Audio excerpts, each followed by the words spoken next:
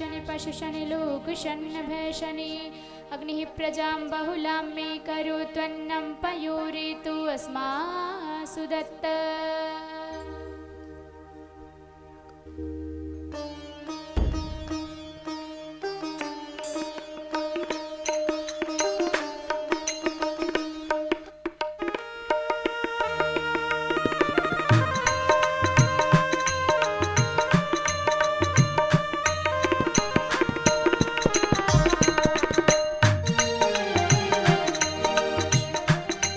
श्री भागवत भगवान की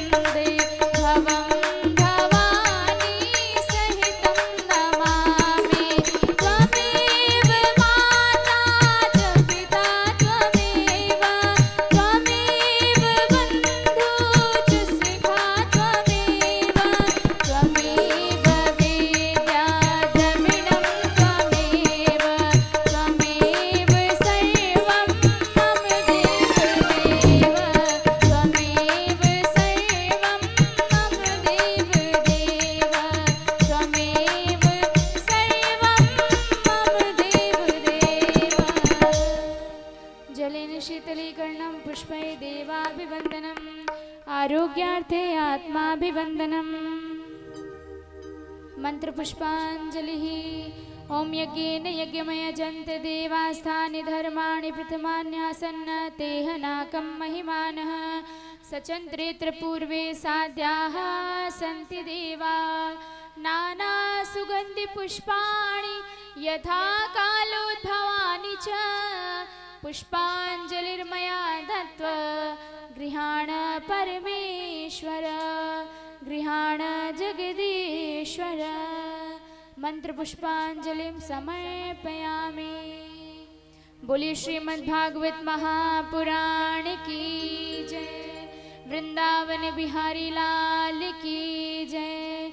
बांके बिहारी लाल की जय। मोर मुकुट बंशी वाले की जय। सियावर रामचंद्र की जय। पवन सुत हनुमान की जय। उमापति महादेव की जय। जय जय श्री राधे। सभी भक्तजन अपने अपने स्थान पर बैठ जाएं और बड़े ही भाव से सभी लोग शांति पूर्वक कथा का श्रवण करें और अपने जीवन को धन्य बनाएं।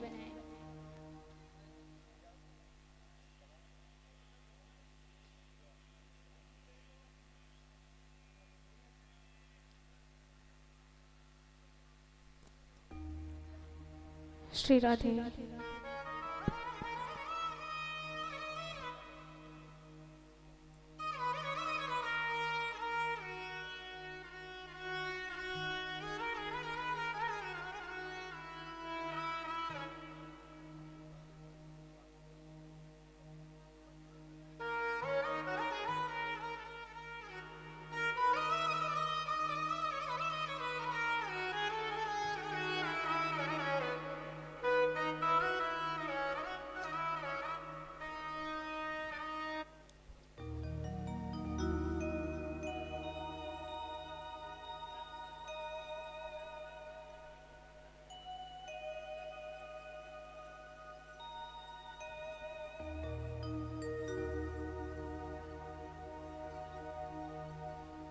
हरे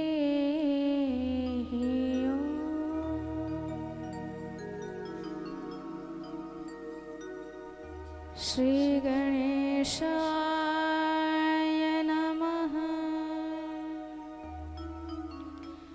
श्री सरस्वत्यै नमः। श्री गुरुचरण कमलेभ्यो नमः।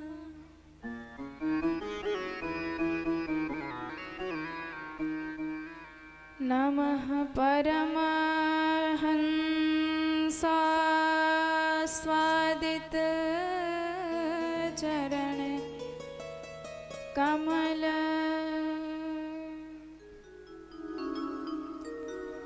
चिन्मकरन्दाय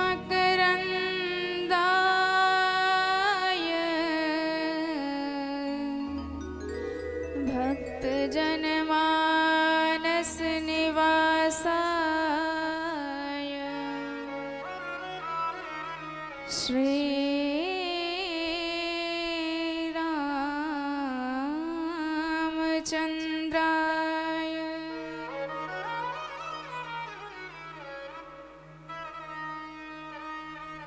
ध्येयं सदा परिभवग्नमभीष्टदोहम्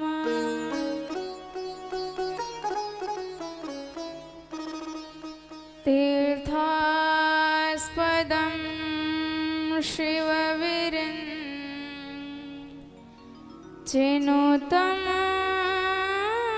शरण्यम्।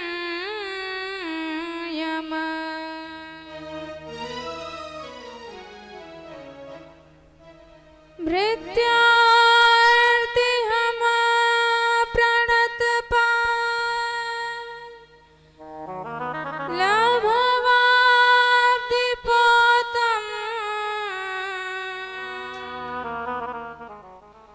वन्दे महापुरुष ते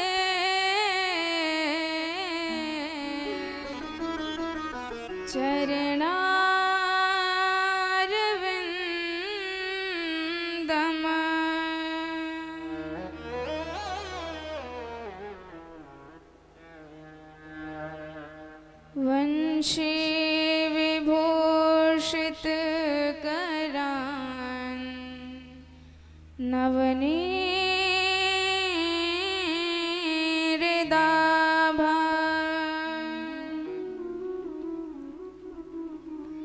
पीताम्बरादरुणबिम्बफलाधरोष्ठा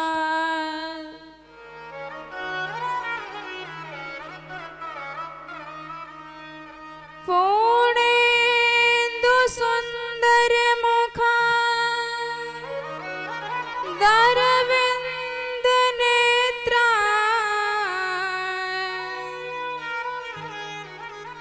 कृष्णात् परं किमपि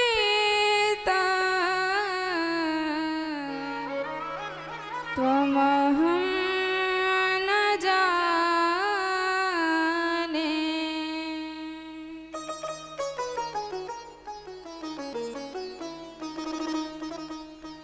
नारायणं नमस्कृत्य नरं चैव नरोत्तमं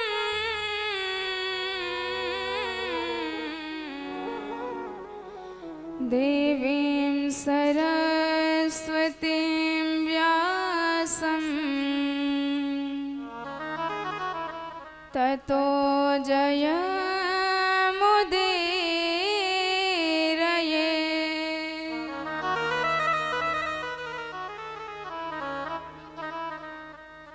सीतानाथ समारंभा श्रीरामानन्दार्य मध्यमा अस्मदाचार्यपर्यन्ता वन्दे श्री गुरु परम्पराम्।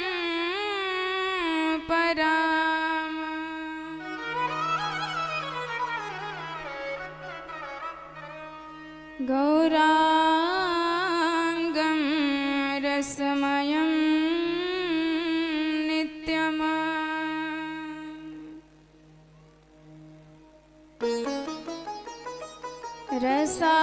रसाचार्यं रसोऽसुखम्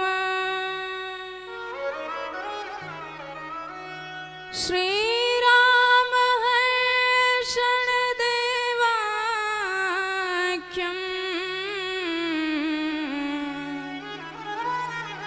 सद्गुरुं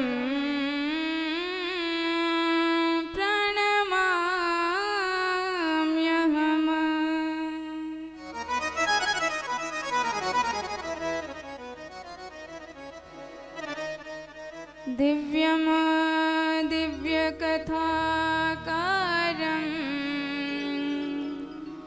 दिव्यतेजसमन्वितं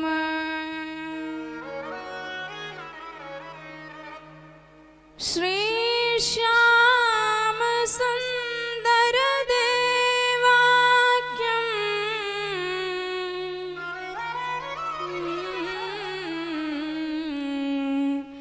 सद्गुरुं प्रणमाम्यहम्।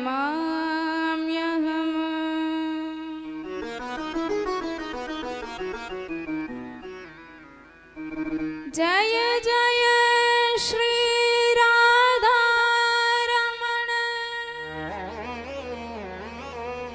जय जय नवल किशोर,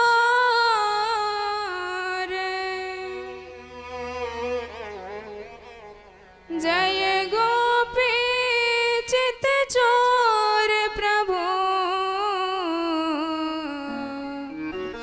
जय जय माखन चोर।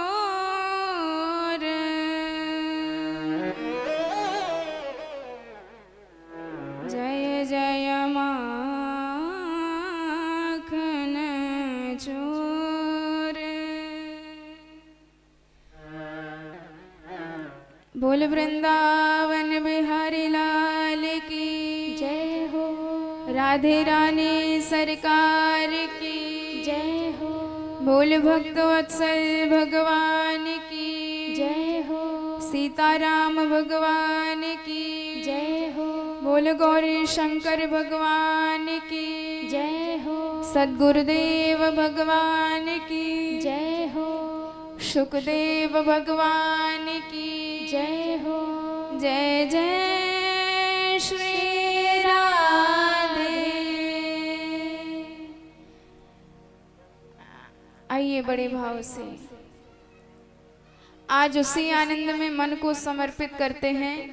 कल जिस आनंद को हम यहाँ छोड़कर गए थे, उसी नंद के आनंद में सम्मिलित होकर जीवन को परम धन्य व कृतार्थ करते हैं। बड़े भाव से सभी लोग ताली बजाते हुए बधाइयां देते हुए नंद के आनंद को बोल नंद के आनंद की जय हो।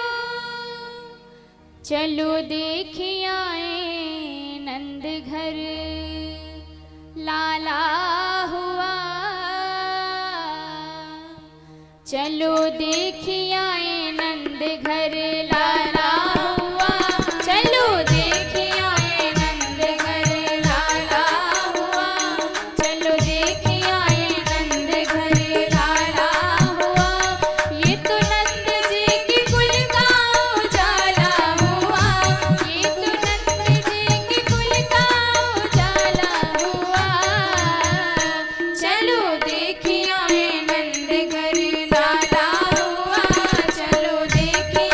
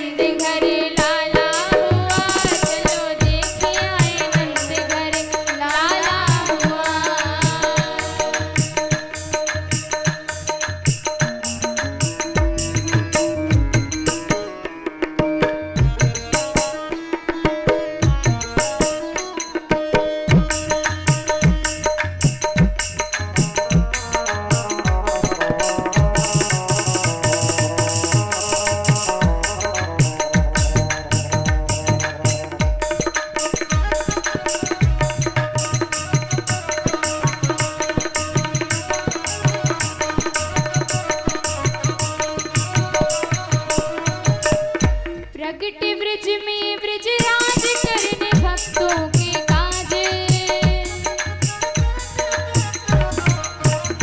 प्रगट ब्रज में ब्रजराज करने भक्तों के काज। आया सारा समाज दर्शन करने को आज। आया सारा समाज करने दर्शन को आज। सुख नैनों को सुख नैनों को सुख नैनों को पहुँचाने वाला हुआ। सुख नैनों को पहुँचाने वाला हुआ।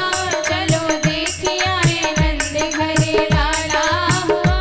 चलो देखिए आए नंद घर लाला हुआ। ये तो नंद जी के कुल का उजाला हुआ। ये तो नंद जी के कुल का उजाला हुआ। चलो देखिए आए नंद घर लाला हुआ। चलो देखिए आए नंद घर लाला हुआ। चलो देखिए आए नंद घर लाला हुआ।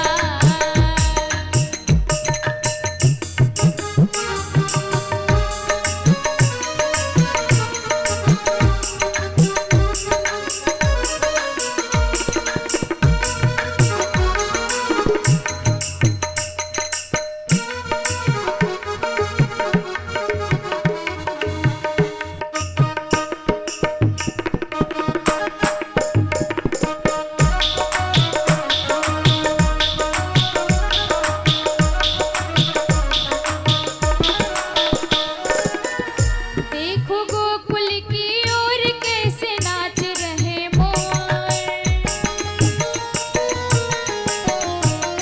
देखो गोकुल की ओर कैसे नाच रहे मोर। छाए बादल घनघोर बोले पंछी चकोर। छाए बादल घनघोर बोले पंछी चकोर। वर्षा आनंद वर्षा आनंद वर्षा आनंद बरसाने वाला हुआ। वर्षा आनंद बरसाने वाला हुआ। चलो देखिए आए नंद घर लाला हुआ। चलो देखिए आए नंद घर लाला हुआ। ये तो नंद जी के कुल का उजाला हुआ। ये तो नंद जी के कुल का उजाला हुआ। चलो देखिए आए नंद घर लाला हुआ। चलो देखिए आए नंद घर लाला हुआ। चलो देखिए आए नंद घर लाला हुआ। चलो देखिए आए नंद घर लाला हुआ। चलो देखिए आए नंद घर लाला हुआ। चलो देखिए आए नंद घर लाला हुआ। चलो देखिए आए नंद घर लाला हुआ। चलो देखिए आए नंद घर लाला हुआ। बोल भक्त वत्सल भगवान की जय हो।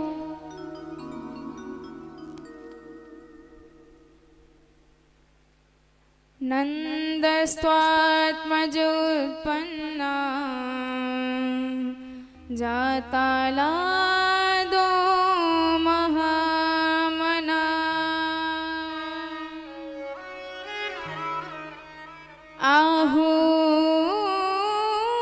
आहूयवे प्रवेदज्ञान जातः शुचिर्लङ्कृत।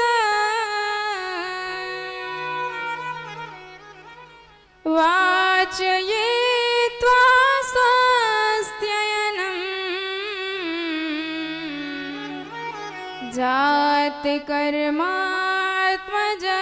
जातकर्मात्मजस्य वे।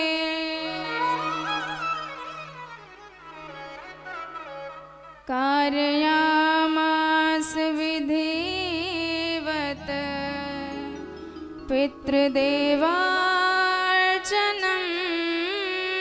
महत्।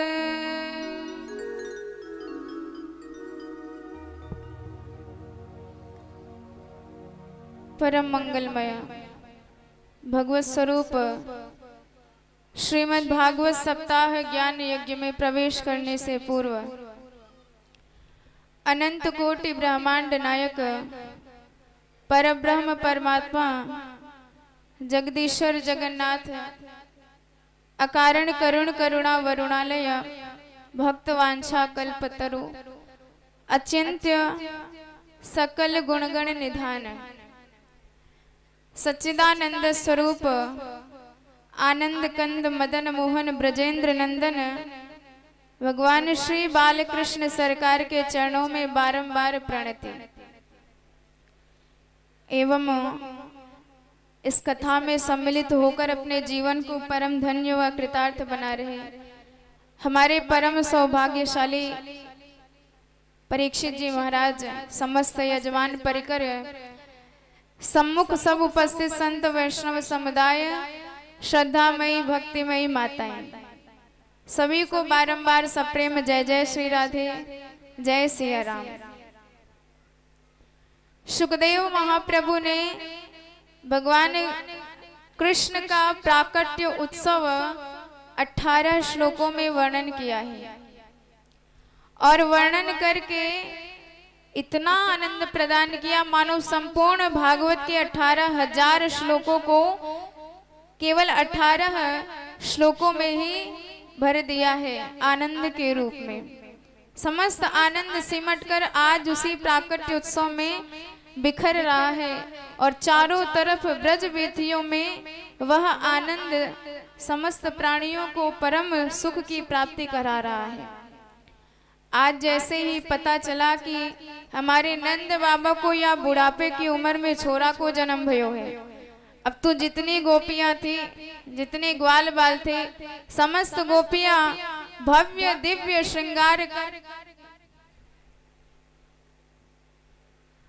श्रृंगार करके और जितने भी ग्वाल थे बढ़िया पगड़ी बांध करके सब माखन और मिश्री के मटका ले लेके बधाई आए रहे हैं और नंद बाबा को बारंबार बधाइयाँ दे रहे हैं कि बाबा तो या बुढ़ापे की उम्र में छोरा को जन्म को बारंबार बधाई।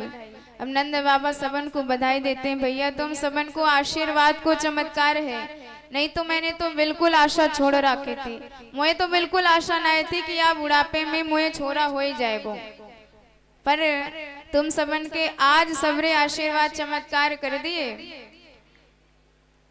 अब तो नंद बाबा ने उपनंद को इशारा दिया कि जाओ शीघ्र पंडित जी को बुलाओ, क्योंकि उन्हीं का आशीर्वाद यह चमत्कार किया है। पंडित जी को बुलाया गया। पंडित जी यमुना जी में गए, भव्य स्नान करके भस्म इत्यादि रमाए करके बगल में पोथी पत्र दबाए करके सबरे आए और उच्च स्वर में भव्य स्वस्ति वाचन करने लग गए। पंडित जी ने कहा कि महाराज सबसे पहले जाए के बढ़िया से स्नान करके आओ, क्योंकि जब कोई बालक घर में पैदा होता है और कोई घर में मर जाता है तो 10 दिन का सूतक लगता है और उस सूतक की अवस्था में कोई भी धर्म कर्म आप नहीं कर सकते हो, तो नालद छेदन से पूर्व सूतक का प्रभाव नहीं रहता। तो नंद बाबा जाए के जल्दी से नहाए करके आओ, जात कर्म संस्कार कराना है। अब तो नंद बाबा गए, यमुना जी में 108 प्रेम भरी डुबकी लगाए करके आए और जैसे जाए लग गए समस्त छोराओं ने पकड़ लिया, बाबा आज तो सजनों पड़ेगो। अब नंद बाबा ने शर्माए के बोले, छोराओं या बुढ़ापे की उम्र में कहाँ सजाएगो, पर सबने कहा बाबा आज तो सजनों ही पड़ेगो। अच्छा बोल का पहनूं? छोराओं ने बढ़िया चमचमाती बगल बंदी निकाल करके दे दी, बाबा ने पहन ली। बढ़िया रेशमी धोती पहनाए दी, माथे पर पगड़ी बांध दी, मूछन में इत्र मार दियो और आंखन में मोटो मोटो काजर लगाए दियो, माथे पर थापक हुआ चंदन पोत दियो, गले में माला वाला डार दई, मुंह में पान दबाए दियो और बढ़िया दर्पण दिखाई कि बोलो बाबा अब देख तो कैसो सजाए दियो, लग रहे हो एकदम जैसे आज ये तेरो ब्याह भयो है। अब नंद बाबा कहूँ माला सवारे, कहूँ पगड़ी सवारे, बोले सच्ची सच्ची बताओ छोरा कैसो लग रहा हो? सबरे हंस के बोले बाबा कह तो रहे हैं जैसो लग रहा हो, आज एकदम चकाचक दूल्हा बन के तैयार है गए हो। अब नंद बाबा इस तरह समलंकृत है करके तब ब्राह्मणन के पास आए ब्राह्मण ने महाराज को आदेश दिया कि सम्मुख बैठ जाओ और ठाकुर जी पर अब शक्कर चढ़ा। और हमारे नंद बाबा पुत्र जन्म में इतने बेहाल कि लय करके अक्षत चढ़ा दी। ब्राह्मण बिगड़ गए, महाराज शक्कर की कह रहे हैं अक्षत की ना है। नंद बाबा ने कहा अरे महाराज मेरो मन तो छोरा में चलो गयो। अच्छा फिर मंत्र बोल करके ब्राह्मणन कहे कि महाराज ठाकुर जी पर गंगा जल चढ़ाओ और बाबा ने लय करके दूध चढ़ाई दी। सबरे ब्राह्मण फिर बिगड़ गए, महाराज तो ये का करे मंत्र पढ़ के ये चढ़ाओ और जो मन में हाथ लगे सोई चढ़ाए जा रो। अब नंद बाबा ने कहे का करे महाराज, जब तक छोरा को दर्शन ना देख लेते तब तक तो पूजा पाठ में मन बिल्कुल ना लगवे वारो। ब्राह्मण हंस के बोले अच्छा ठीक है महाराज तू तो संकल्प कर दे, बाकी सबरो विधि हम निपटाए देंगे।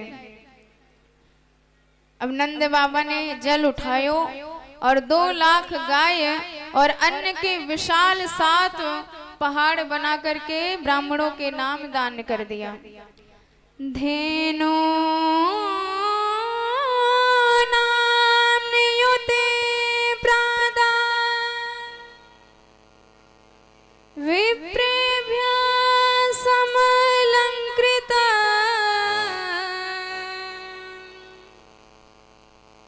सूतमागध वंदेभ्ये येन्ये विद्योपजीविनः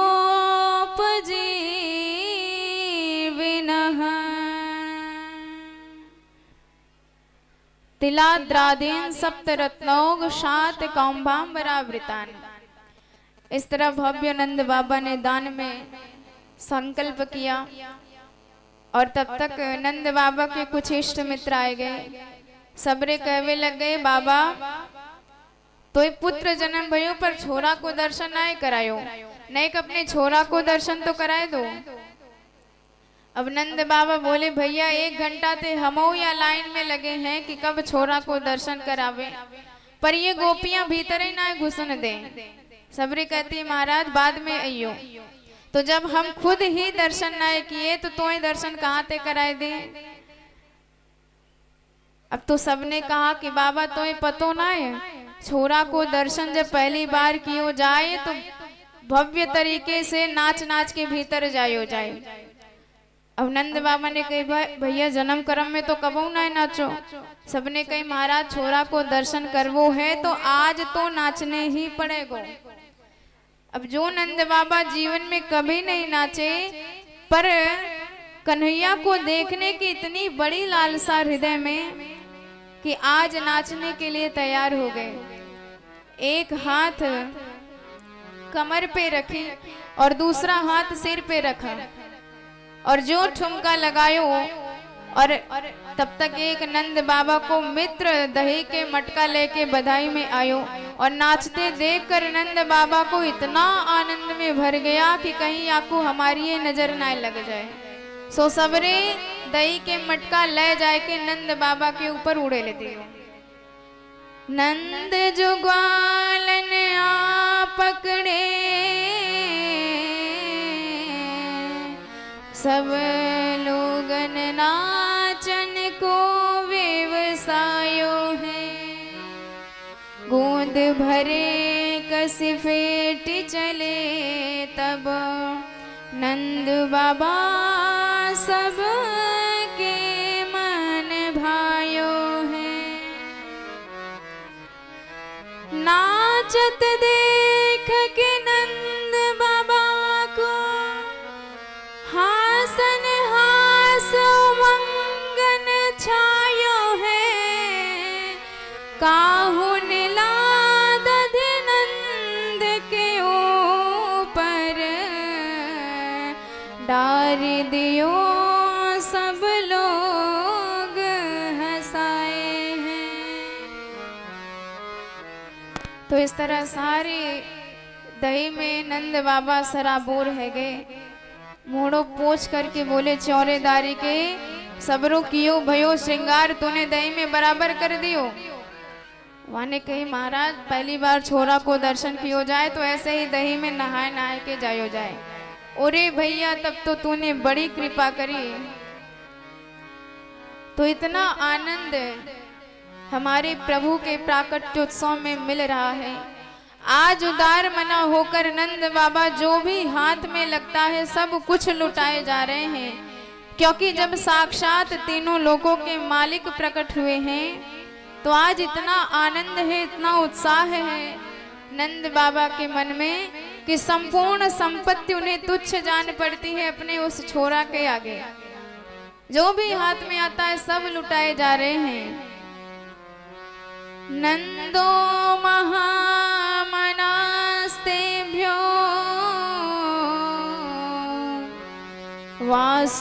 वासोलंकार गोधनो सूतमागध बंदेभ्य येन्ये विद्योपजीविनः।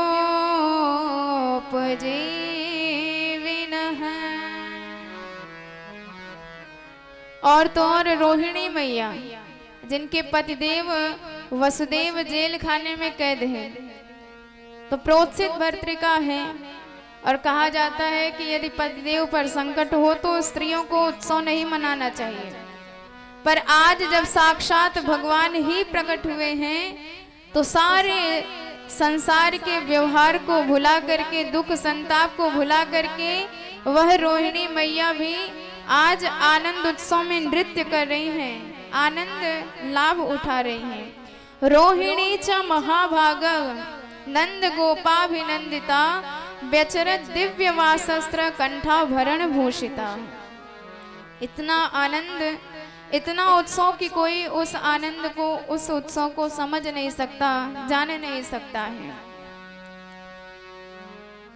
अचानक उत्सव मनाते मनाते नंद बाबा को याद आया कि भाई हम प्रतिवर्ष कंस को कर दिया करते थे और इस साल तो कर देने की तिथि ही निकल गई और कदाचित कंस को समय पर कर नहीं पहुंचा तो न जाने कौन सा उत्पात खड़ा कर देगा। तो नंद बाबा ने संपूर्ण गोकुल की रक्षा का भार प्रबुद्ध गोप बालकों पर सौंप दिया और कहा कि आप सब गोकुल की रक्षा करना, हम जा रहे हैं कंस को उसकी निर्धारित तिथि पर कर दे के आएंगे। गोपान गोकुल रक्षाया निरूप्य मथुरां गता नंदः कंसस्य वार्षिक्यं करम दातुं कुरुद्वः।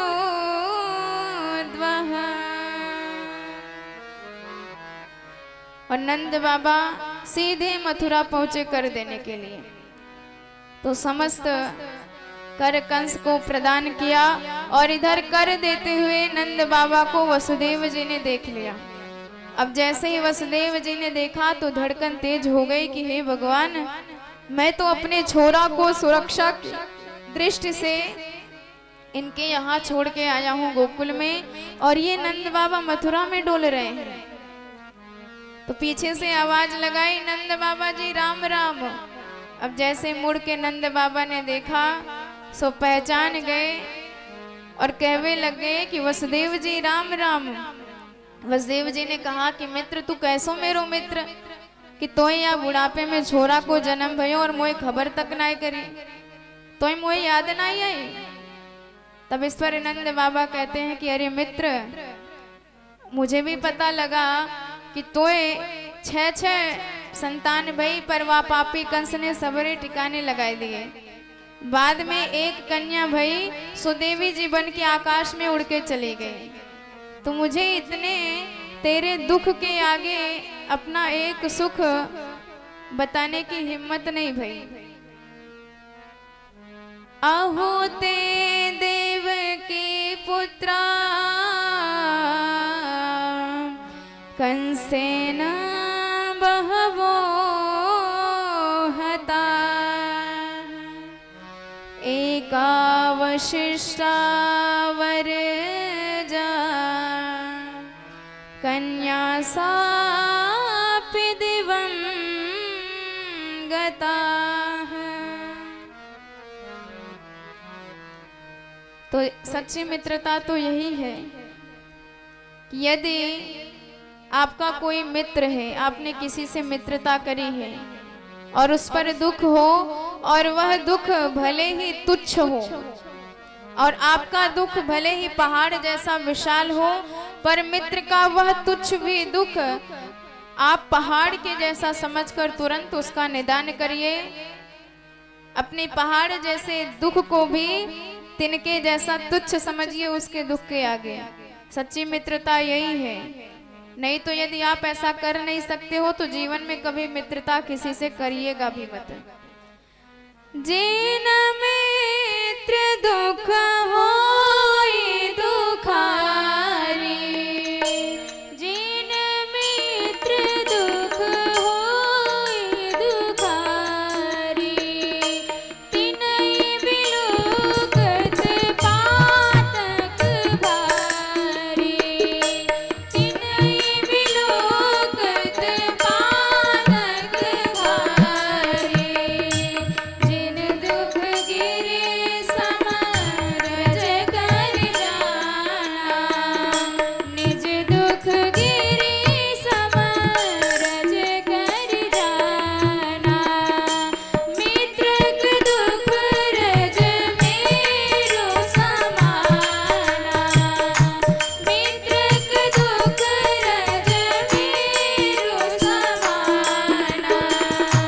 जिन मित्र दुख होई दुखारी, तिनहि बिलुकत पातक भारी।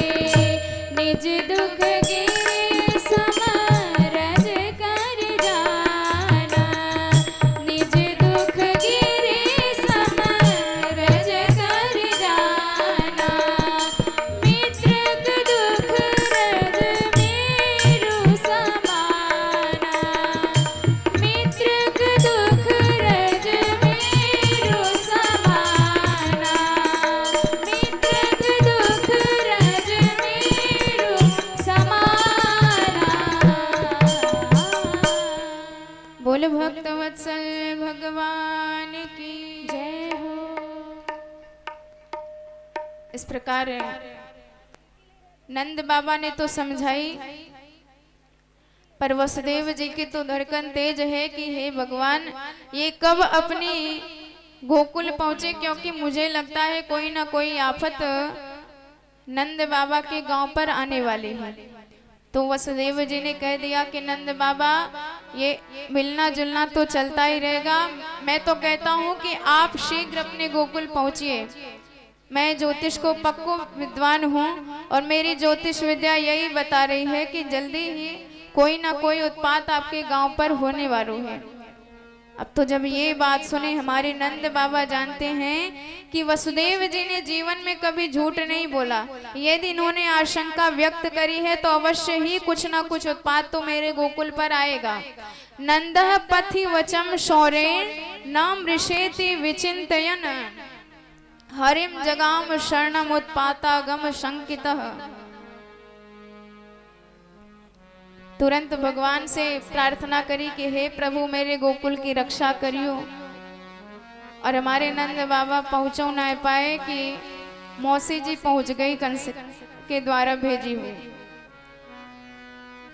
जब कंस ने आदेश दिया समस्त असुरों को कि गोकुल में जितने भी बालक पैदा हुए हैं 1 महीने के भीतर सबका वध कर डालो, तो पूतना ने कहा महाराज मुझे भी आज्ञा दी जाए।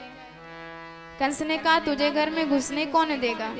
अरे इतना भयंकर तेरा स्वरूप, इतना काला कलूटा सा तेरा चेहरा, घर में कौन घुसने देगा?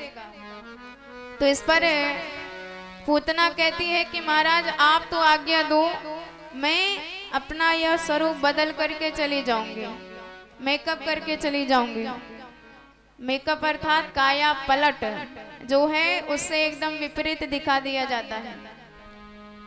तो पूतना ने कहा कि मैं अपना रूप परिवर्तित करके चली जाऊंगी, लेकिन पहली बार आप मुझे आज्ञा दीजिए और मुझ पर विश्वास कीजिए। कंस ने कहा चलो ठीक है। तो कंस के द्वारा भेजी हुई वह पूतना गोकुल की तरफ बढ़ी। कंसेन प्रहिता घोरा पूतना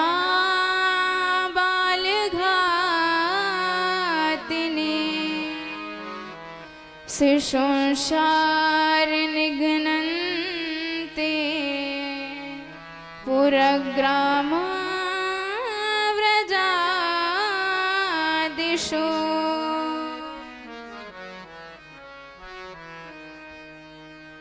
तो वह पूतना तो जब उसने देखा कि कई स्त्रियों का झुंड नंद भवन की तरफ जा रहा है, बधाई देने के लिए, लगता है किसी पूत का जन्म हुआ है।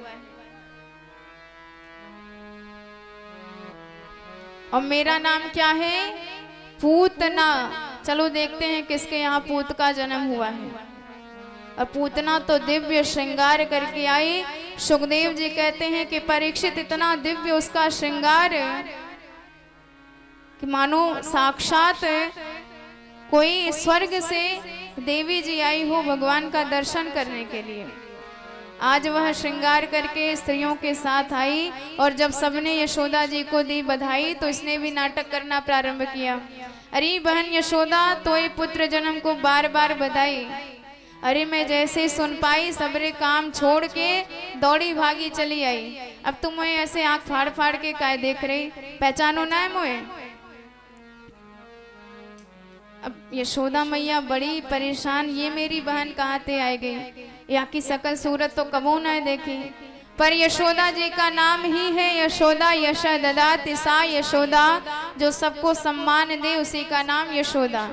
तो यशोदा मैया ने सोचा कि यदि सीधे पूछ लूंगी कि बहन तो ना पहचानो तो बेचारी बुरा मान जाएगी।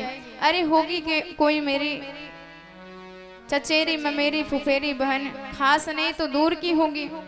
तो यशोदा मैया ने कहा कि बहन तोए खूब खूब बधाई, ये सब तो तुम सबन को आशीर्वाद को ही चमत्कार है, नहीं तो मैंने तो आशा ही छोड़ रखी थी। अच्छा जाओ, आज छोरा पालने में सोए रहा है तो वहाँ को आशीर्वाद दे के आ, तब तो से बातें करूंगी। पूतना तो पालने की तरफ चल दी और जैसे ही हमारे प्रभु ने तिरछी चितवन से देखा तो पहचान गए कि मौसी जी आ रही है। तुरंत भगवान ने नयन बंद कर लिया। विबुध्यतां बालक मारिकाग्रहम्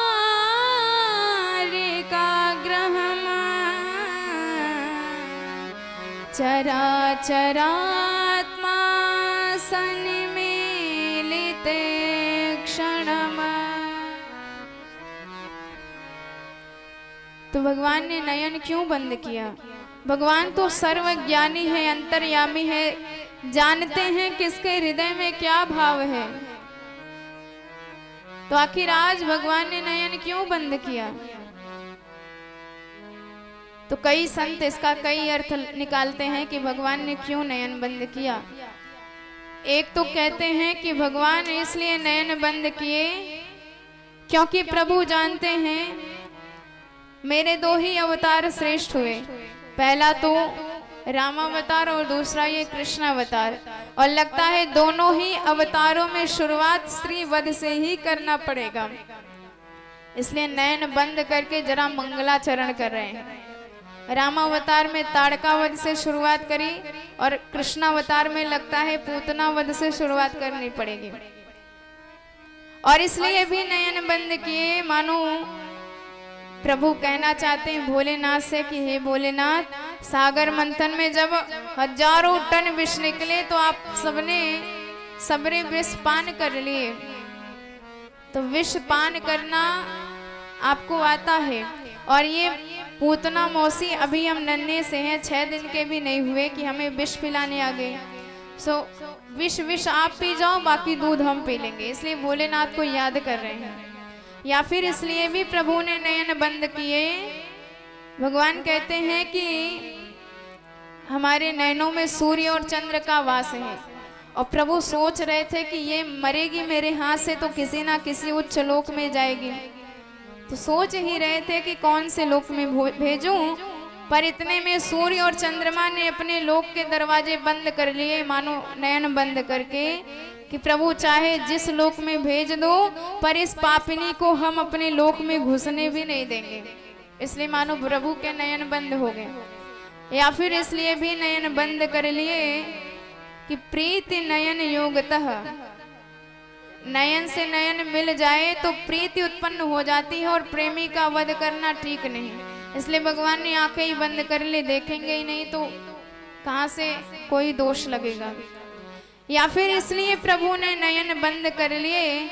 भगवान कहते हैं कि जो दृष्टि का पात्र हो उसी पर दृष्टिपात करो, नहीं तो नयन बंद कर लो। रामावतार में भी एक सुंदरी जी आई थी, भव्य श्रृंगार करके, रूप बदल के आई थी। कौन? श्रीमती शूर्पणखा जी। शूर्पणखा था जिसके नख सूप के जैसे लंबे लंबे हो, और आजकल तो वो फैशन में आ गया है। शूर्पणखा की भतीजियों की भी कमी कोई नहीं है, सब बड़े बड़े नाखून रखते हैं, पर ये दैत्यों का स्वभाव होता है, दैत्यों का पहचान होता है। तो वह शूर्पणखा भी दिव्य भव्य श्रृंगार करके आई थी, पर हमारे राजा ने देखा कि कपटी है, इसलिए उस पर दृष्टिपात किया ही नहीं। सीता ही चितई कही प्रभु बाता, सीता जी की तरफ देखकर काम चला लिया, लेकिन उसकी तरफ एक बार भी नहीं देखा। बार बार कहती है कि ना तो आप जैसा कोई पुरुष है, ना तो मेरी जैसी कोई सुंदर नारी है इस जगत में। वैसे तो आप भी मेरी बराबरी नहीं कर सकते हो, काले राम हो, फिर भी आपसे काम चले जाएगा। मन कुछ मान रहा है, तो भगवान को देखना चाहिए था कि कौन है विश्व सुंदरी। सारी दुनिया हमें सबसे सुंदर कहती है और ये विश्व सुंदरी हमें भी फेल कर रही है। देखना चाहिए था, लेकिन राम जी ने देखा नहीं, क्योंकि प्रभु जो कपट करता है उसकी तरफ कभी दृष्टिपात नहीं करते हैं। तो उधर तो किशोरी जी थी तो देख करके काम चला लिया, पर इधर दाएं बाएं अगल बगल कहीं भी किशोरी जी नहीं है, अभी तो उनका प्राकट्य ही हुआ है। भगवान ने कहा कि कोई दृष्टि का पात्र ना मिले तो नयन बंद कर लो, पर दृष्टिपात ना करो। तो इसलिए हमारे प्रभु ने नयन बंद कर लिए। अब भगवान ने किस लिए नेत्र बंद किए भगवान जाने, पर जब बालक को नयन बंद किए देखा पूतना ने, तो सोचा कि बच्चा सो रहा है, सो तुरंत भगवान को अपनी गोद में उठा लिया, जैसे कोई रस्सी समझकर विषधर सर्प को उठा लेता है। और भगवान के मुखमंडल में विष युक्त स्तन दे दिया। भगवान स्तनपान करने लगे, पहले विष पिया, फिर दूध पिया, फिर प्राणों को ही खींचने लगे। गाढ़म कराभ्याम भगवान प्रपीड्य प्राणै समम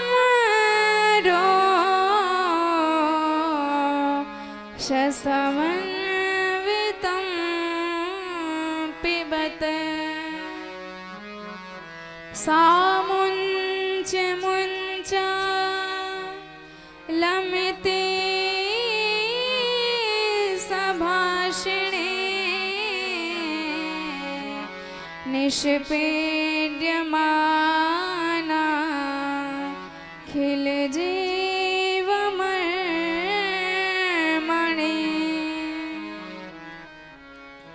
और जब प्राण खींचे तो मर्म स्थलों में भयंकर वेदना हुई, इतनी व्याकुल हो गई, विकल हो गई, बेहाल हो गई। बेटा छोड़ दे छोड़ दे छोड़ दे कहती हुई भागने लगी भगवान को ही लेकर।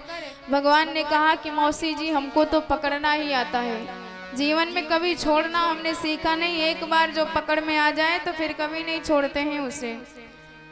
और जब प्रभु ने किसी भी तरह नहीं छोड़ा तो भयंकर अपना राक्षसी शरीर प्रकट कर दिया उसने, और प्रभु को ही लेकर नंद भवन से बाहर खूब तेजी से भागी।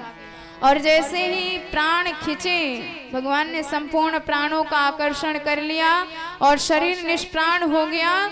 तो वह निष्प्राण शरीर धम्म से उसी गोकुल की भूमि पर गिरा और उसके शरीर के नीचे जितने वृक्ष, जितने घर इत्यादि आए, सब टूट करके चकनाचूर हो गए।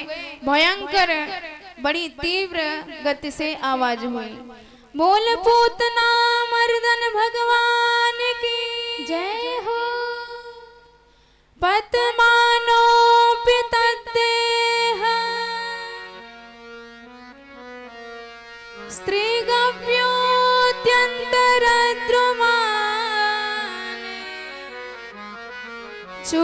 चूर्णयामास राजेन्द्र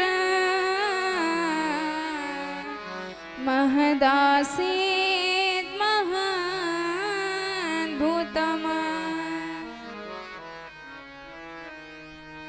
भयंकर आवाज हुई।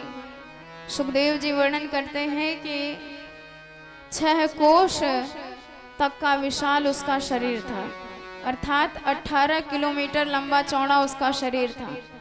यशोदा मैया घबराई, पालना देखा सुना पाई तो इतनी डर गई कि किसी ने मेरे लाला को चुरा लिया है। और जैसे ही रोती चीखती बाहर आई और पूतना के उदर पर प्रभु को देखा तो येन केन प्रकारेण भगवान को उतारा गया। और सब विचार करने लगे कि भैया ये पूतना यहाँ आई कैसे, और आई तो आई, मरी कैसे। एक ने कहा मैया मोए लगता है लाला को उठाए करके भाग रही थी, सो लगी ठोकर धम्म से गिर पड़ी। तब तक दूसरा बोला चौरी यदि ठोकर खाए के गिरती तो मुंह के बाहर गिरती, पर ये तो पीठ के बल लेटी है। सब विचार कर ही रहे थे कि हमारी यशोदा मैया ने कहा कि भाई जो बात हो सो हो, पर इसने एक अपवित्र राक्षसी का शरीर स्पर्श कर लिया है, इसलिए इसकी पवित्रीकरण करना आवश्यक है। तो गौमूत्रेण स्नापयित्वा पुनर्गोरज सार्वकम, गैया मैया के गोबर से मालिश किया गया और गौमूत्र से स्नान कराया गया। और भगवान के ही नाम से भगवान को ही आज झाड़ा दिया गया। 8 श्लोकों में बाल रक्षा कवच से मैया ने लाला को गैया की पूंछ से झाड़ा लगाया। इंद्रियाण ऋषे कृष्ण प्राणान नारायणो वतु, श्वेत द्वीप पतिशितम मनो योगेश्वरो यतु। मेरे गोविंद की रक्षा, इंद्रियों की रक्षा भगवान ऋषिकेश करे और इसके चित्त की रक्षा भगवान विष्णु करे, नारायण करे। इस प्रकार भगवान के ही नामों से आज भगवान को ही झाड़ा दिया जा रहा है। तभी तो कहा जाता है कि कहो कहाँ लग नाम बढ़ाई, राम न सकई नाम गुणगाई। स्वयं भगवान भी अपने नाम का गुणगान नहीं गा सकते हैं। और इतने में हमारे नंद बाबा आए और जैसे ही सारी खबर पाई तो उन्होंने कहा कि भाई आज मैं मान गया, वसुदेव एकदम पक्का पंडित निकला। अरे देख वाने जो जो शंका व्यक्त करे एक एक बात सत्य हुई। मैं घर पहुंच भी ना पायो कि ये पूतना पहुंच गए, पर मैंने भी भगवान से खूब प्रार्थना करी और मेरे नारायण प्रभु ने एक धमुकरा धर दियो और इसका प्राणांत हो गया। अब इस प्रकार सबने कहा कि महाराज मरी तो मरी, पर पूरे ब्रज का रास्ता जाम कर गए। अरे इतना बड़ा शरीर इसका कैसे जलाएंगे, कैसे अंतिम संस्कार करेंगे। बाबा ने कही कुल्हाड़ी लाओ और इसके विशाल शरीर को काट काट कर छोटा कर लो और जो वृक्ष टूट गए हैं उन्हीं वृक्ष की चिता सजा दो। अब तो छोटा छोटा टुकड़ा शरीर का कट गया और कई चिताएं तैयार करी गई। और जैसे ही उन चिताओं को जलाया गया तो धूम्र शाह गुरु सौरभम, ऐसा धुआं निकला, ऐसी दिव्य उसकी सुगंध है कि संपूर्ण ब्रज प्रदेश उस सुगंध से सुवासित हो गया। तो सुखदेव जी की बात सुनकर परीक्षित जी कहते हैं कि महाराज ये इतनी पापनी राक्षसी और इसके मरने से शरीर से सुगंध कैसे निकल सकती है। सुखदेव जी मुस्कुराकर कहते हैं कि परीक्षित, यही तो भगवान की लीला है। भगवान की लीला को कोई समझ नहीं सकता है। अरे जरा इस पूतना का संपूर्ण जीवन परिचय सुनो। पूतना लोक बालघने राक्षसी रुधिराशना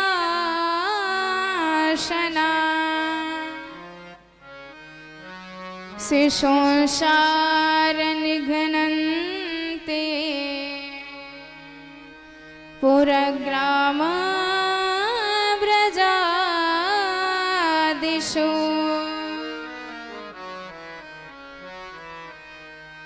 सुखदेव जी कहते हैं, जिघांसयापि हरये स्तनम दत्वाप सद्गतिम। पूतना का पूरा आप परिचय सुनेंगे तो पाएंगे ना इसका नाम अच्छा, ना इसका काम अच्छा, ना आचरण अच्छा, ना व्यवहार अच्छा, ना खानदान अच्छा, ना ही गुण अच्छा, पर न जाने कौन से गुण पर दयानिधि रीझ जाते हैं। नाम ही इसका खराब है, पूतना, अर्थात जो कहीं से पवित्र ना हो, पूतान नयति, जो बच्चों को पकड़ करके लाती हो, और आहार भी अच्छा नहीं है, उन्हीं बच्चों का वध करके खा जाती है, और व्यवहार भी अच्छा नहीं है, खानदान भी अच्छा नहीं है, दैत्य कुल की है, भाव भी अच्छा नहीं है, भगवान को मारने की भावना से, दुर्भावना से प्रेरित होके आई है। एक भी गुण अच्छा नहीं, पर हमारे प्रभु को यदि कृपा करनी होती है तो भगवान स्वयं बहाना बना ही लेते हैं, स्वयं बहाना ढूंढ लेते हैं। जैसे क्रोधी के स्वभाव में होता है, बात बात पर आंखें लाल हो जाया करती हैं, क्रोध प्रकट हो जाता है, ठीक उसी प्रकार भगवान के स्वभाव में है करुणा, भगवान के स्वभाव में है दयालुता।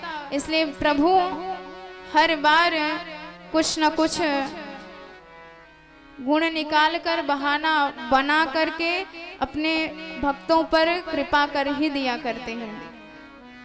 और तो और भगवान ने इस पूतना को इतना आशीर्वाद दिया कि जो भी इस पूतना मोक्ष की कथा को बड़े भाव से सुनेगा, श्रद्धा से सुनेगा, उसके जीवन में भगवान की पराभक्ति प्रकट हो जाएगी।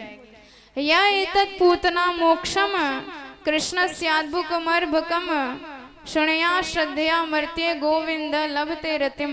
भगवान गोविंद के चरणों में प्रबल प्रेम प्रकट हो जाता है। बोल भक्त वत्सल भगवान की जय हो। और इस तरह हमारे कन्हैया ने पूतना का वध किया। अब हमारे प्रभु का प्राकट्य जहां जहां होता है, हमारे भोलेनाथ अवश्य उनका दर्शन करने पधारते हैं। रामावतार में भोलेनाथ ज्योतिषी जी बन के आए भगवान राम का दर्शन करने, और जैसे ही भोलेनाथ सुन पाए कि हमारे प्रभु अब गोकुल नगरी में कृष्ण बन के प्रकट भय हैं, तो भगवान अब की बार जोगी बन के उनका दर्शन करने के लिए पधारे हैं। पर हमारे भोलेनाथ चाहे जितना रूप परिवर्तन कर ले, पर उनके जो संगी साथी हैं सर्प बिच्छू, ये तो उनके साथ हमेशा रहते हैं। अब भोलेनाथ जोगी बन के आए, लेकिन सांप बिच्छू उनके साथ में डोल रहे हैं। और जैसे ही मैया के दरवाजे पर आए करके अलख जगायो, मैया बाहर निकली, किसी योगी को देखा तो उन्होंने प्रणाम करके कहा कि महाराज आपको धन चाहिए, अन्न चाहिए, वस्त्र चाहिए, जो भी चाहिए सब हमारे दरवाजे से ले जाओ।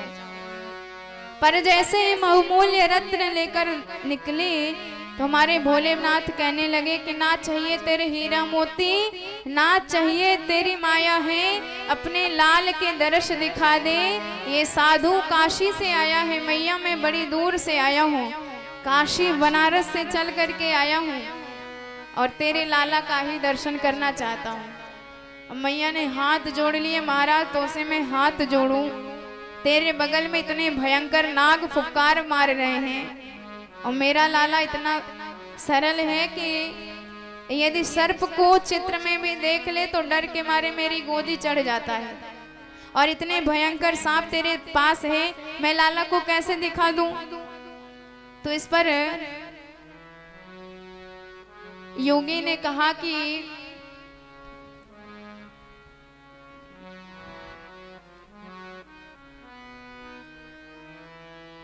मैया, तू जिस लाला को साधारण समझ रही है, वह लाला एक नहीं 1000 मुख वाले सर्प के ऊपर शयन क्यों करे। पर मैया ने कही कि बाबा, तो कोई गलत फहमी हो गई है। मेरा लाला तो सर्प को चित्र में भी देख ले तो डर के मारे मेरी गोदी चढ़ जाता है। बार बार जब मना कर दिया, मैया ने कहा दर्शन नहीं कराऊंगी, नहीं कराऊंगी। अब भोलेनाथ बेचारे एकदम हताश हो गए, उदास हो गए कि अब तो लगता है दर्शन नहीं मिलेगी। पर हमारे भगवान करुणा वत्सल हैं, भक्त के मन की बात जानते हैं। और जैसे ही भोलेनाथ उदास हो गए कि हमारे प्रभु इधर मैया की गोदी में इतनी जोर से रुदन करना प्रारंभ किए, शांत होते ही नहीं हैं। और जब रोते हुए कन्हैया को देखा, मैया ने खूब उपाय किया पर प्रभु शांत ही नहीं होते हैं। किसी गोपी ने कहा, मुझे लगता है उस बाबा ने कोई जादू टोना कर दिया है, इसलिए चलो उस बाबा के पास कुछ ना कुछ उपाय करेंगे, तब ठीक हो जाएगा। अब दौड़ करके मैया बाबा के पास आई, कहने लगी, महाराज न जाने क्या आपने कर दिया कि मेरा लाला रोए जा रहा है, शांत ही नहीं हो रहा है, कुछ तो उपाय करो। बाबा ने कही, मैया एक काम कर, आप अपने घर में शिवलिंग का निर्माण करो और जब जब अपने लाला को स्नान कराओ तो वाकई स्नान को जल मेरे शिवलिंग पर गिरना चाहिए। यदि ये उपाय तुमने कर दिया तो फिर तुम्हारा लाला कभी नहीं रोएगा। तो मैया मान गई और तब से हमारे भोलेनाथ नंदेश्वर महादेव के रूप में नंद भवन में विराजमान हैं। और इधर जैसे ही कन्हैया बाबा की गोद में गए तो परम मग्न होके आनंद में हंसने लग गए। अब तो मैया बड़ी गदगद हो गई और इस तरह हमारे भोलेनाथ ने कन्हैया का दर्शन किया और परम आनंद प्राप्त किया। आइए उसी झांकी में हम सब मन को समर्पित करें, जब हमारे प्यारे भोलेनाथ कन्हैया का दर्शन करके बड़े आनंद में झूमते हैं और कीर्तन करने लगते हैं। बोल भोलेनाथ भगवान की जय हो। आज गोकुला की गलियों में नाचे जोगी मतवाला, आज गोकुला की गलियों में नाचे जोगी मतवाला, आज गोकुला की गलियों में नाचे जोगी मतवाला, आज गोकुला की गलियों में नाचे जोगी मतवाला। अलख निरंजन खड़ा पुकारे, देखूंगा यशोदा लाला, अलख निरंजन खड़ा पुकारे, देखूंगा यशोदा लाला।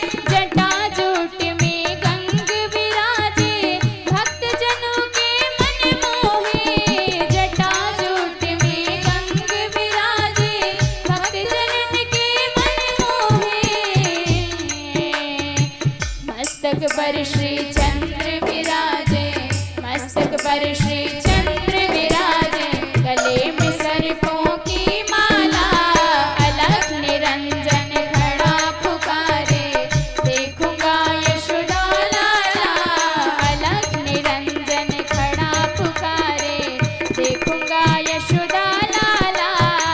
आज गोकुला की गलियों में नाच जोगी मतवाला, आज गोकुला की गलियों में नाच जोगी मतवाला। राजद्वार पर खड़ा पुकारे, बोलत है मधुरी वाणी, राजद्वार पर खड़ा पुकारे, बोलत है मधुरी वाणी। अपने सुत को दिखा दे मैया, ये जोगी मन में ठाने, अपने सुत को दिखा दे मैया, ये जोगी मन में ठाने। लाख हटाओ पर नहीं मानो, लाख हटाओ पर नहीं मानो, देखूंगा तेरा लाला, अलख निरंजन खड़ा पुकारे, देखूंगा यशोदा लाला, अलख निरंजन खड़ा पुकारे, देखूंगा यशोदा लाला। आज गोकुला की गलियों में नाच जोगी मतवाला, आज गोकुला की गलियों में नाच जोगी मतवाला। माँ तो यशोदा द्वार पे आई, अपने सुत को गोद लिए, माँ तो यशोदा द्वार पे आई, अपने सुत को गोद लिए। अति विभोर हो शिव जोगी ने, बाल रूप के दर्श किए, अति विभोर हो शिव जोगी ने, बाल रूप के दर्श किए। चले सुमिरते कृष्ण नाम को, चले सुमिरते कृष्ण नाम को, कैलाशी काशी वाला, अलख निरंजन खड़ा पुकारे, देखूंगा यशोदा लाला, अलख निरंजन खड़ा पुकारे, देखूंगा यशोदा लाला। आज गोकुला की गलियों में नाच जोगी मतवाला, आज गोकुला की गलियों में नाच जोगी मतवाला, अलख निरंजन खड़ा पुकारे, देखूंगा यशोदा लाला, अलख निरंजन खड़ा पुकारे, देखूंगा यशोदा लाला। आज गोकुला की गलियों में नाच जोगी मतवाला, आज गोकुला की गलियों में नाच जोगी मतवाला, नाचे जोगी मतवाला, नाचे जोगी मतवाला। बोले शंकर भगवान की जय हो। अब हमारे प्रभु थोड़े से बड़े हो गए और एक दिन मैया ने दिव्य श्रृंगार करके प्रभु को पालने में लिटाया और भगवान लेटे लेटे पालने में जब करवट बदल लिए और करवट बदलते भगवान का दर्शन किया, मैया ने इतने गदगद है गई कि आज मेरा लाला इतना बड़ा हो गया कि इसने अपने आप ही करवट बदल ली और तुरंत नाई को बुलवाया, पूरे ब्रज में दुहाई लगवा दी और कहलवा दिया कि आज करवट बदलने का बिलौआ है। अब तो सब गोपियां खूब बढ़िया ढंग से श्रृंगार कर करके आई और मैया को बारंबार बधाई देवे लग गई। मैया तो करवट बदलने की बारंबार बधाई। मैया सबको बधाई दी, बहन सबन को बधाई। अब जब सबने नाच गाना प्रारंभ कियो, मैया ने कहा कि लाला को हाल ही में सुवायो है, जग जाएगो, इसलिए शांति से। गोपियन बोली कि मैया हम आए हैं, नाच गाना तो होगा ही, अब तुझे लाला ही सुहाना था तो फिर हमें बुलाया क्यों? मैया ने कहा चिंता मत करो, अभी व्यवस्था करती हूँ। सो मैया ने लाला का पालना ले जाए के बाहर एक बैलगाड़ी होती है, तुलसी के नीचे रख दिया, उसमें बैल नहीं थे और जितने आंगन में मटका थे सब उठा करके उस बैलगाड़ी के ऊपर रख दिए और पूरा आंगन खाली कर दिया और गोपियों से कहा प्रेम से गाओ और बजाओ। अब सब गाने लगे और इधर हमारे कन्हैया के कान में आवाज गई और कन्हैया ने जैसे ही आवाज सुनी कि सारी गोपियां नाच रही हैं, गा रही हैं और जाके नाम के गीत गा रहे हैं, वो या पालने में गाड़ी के नीचे लटक रहे हैं। तो क्या करे, कैसे पहुंचा जाए। भगवान ने कहा कि अब बच्चा रोवे तो मैया वहाँ पे ध्यान देवे, तो चलो रोना प्रारंभ कर दे। भगवान बड़ी जोर तक गला फाड़ के रोते रहे पर किसी ने ध्यान नहीं दिया। नैवा श्रेणोद्वा हृदतम सुतस्य सा रुदन स्तनार्थी चरणाबुदक्षिपत। अब जब किसी ने ध्यान नहीं दिया लाला के ऊपर, कन्हैया को क्रोध आया और उसी गाड़ी पर कंस का भेजा हुआ शकटासुर नाम का दैत्य था। भगवान ने एक जोरदार लात चलाई और गाड़ी पूरी आकाश में उड़ाई गई। गाड़ी आकाश में गई और जैसे ही धरती पर आई चकनाचूर हो गई, बड़ी भयंकर की आवाज हुई। बोल भक्त वत्सल भगवान की जय हो। अब इधर जब मैया दौड़ करके आई, टूटी गाड़ी, फूटे मटका, तो देखकर तो परेशान हो गई कि भैया आधी तूफान कोई आयो ना आए, बैल साण कोई निकरो ना आए, तो ये धरी धरी गाड़ी कैसे टूट गई।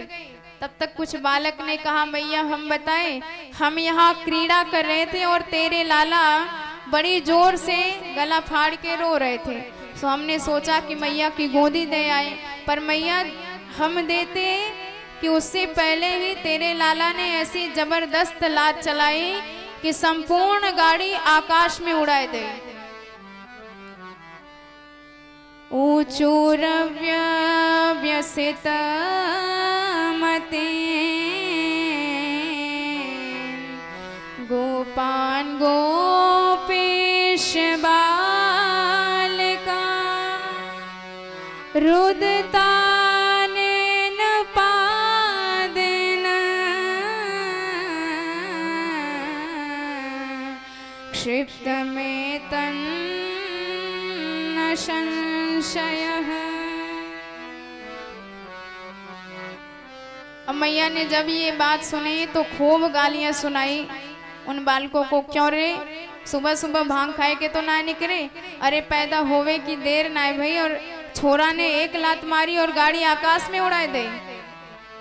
छोरा कसम खाए खाए के परेशान, मैया सच कर रहे हैं, पर मैया का इतना वात्सल्य है कि मेरा छोरा इतना छोटा सा है, अभी ये इतना शक्तिशाली कैसे हो सकता है। किसी की बात नहीं मानी मैया ने। और इधर हमारे कन्हैया थोड़े से और बड़े हो गए।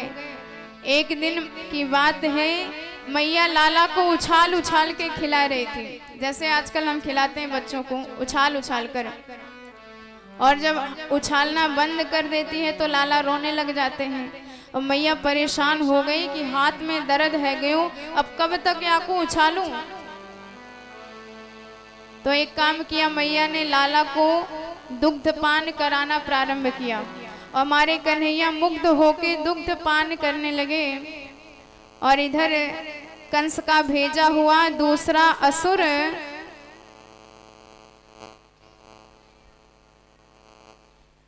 तृणावर्त नाम का गोकुल की तरफ आया, और जैसे ही भगवान ने तिरछी नजर से देखा तो तृणावर्त आ रहा था।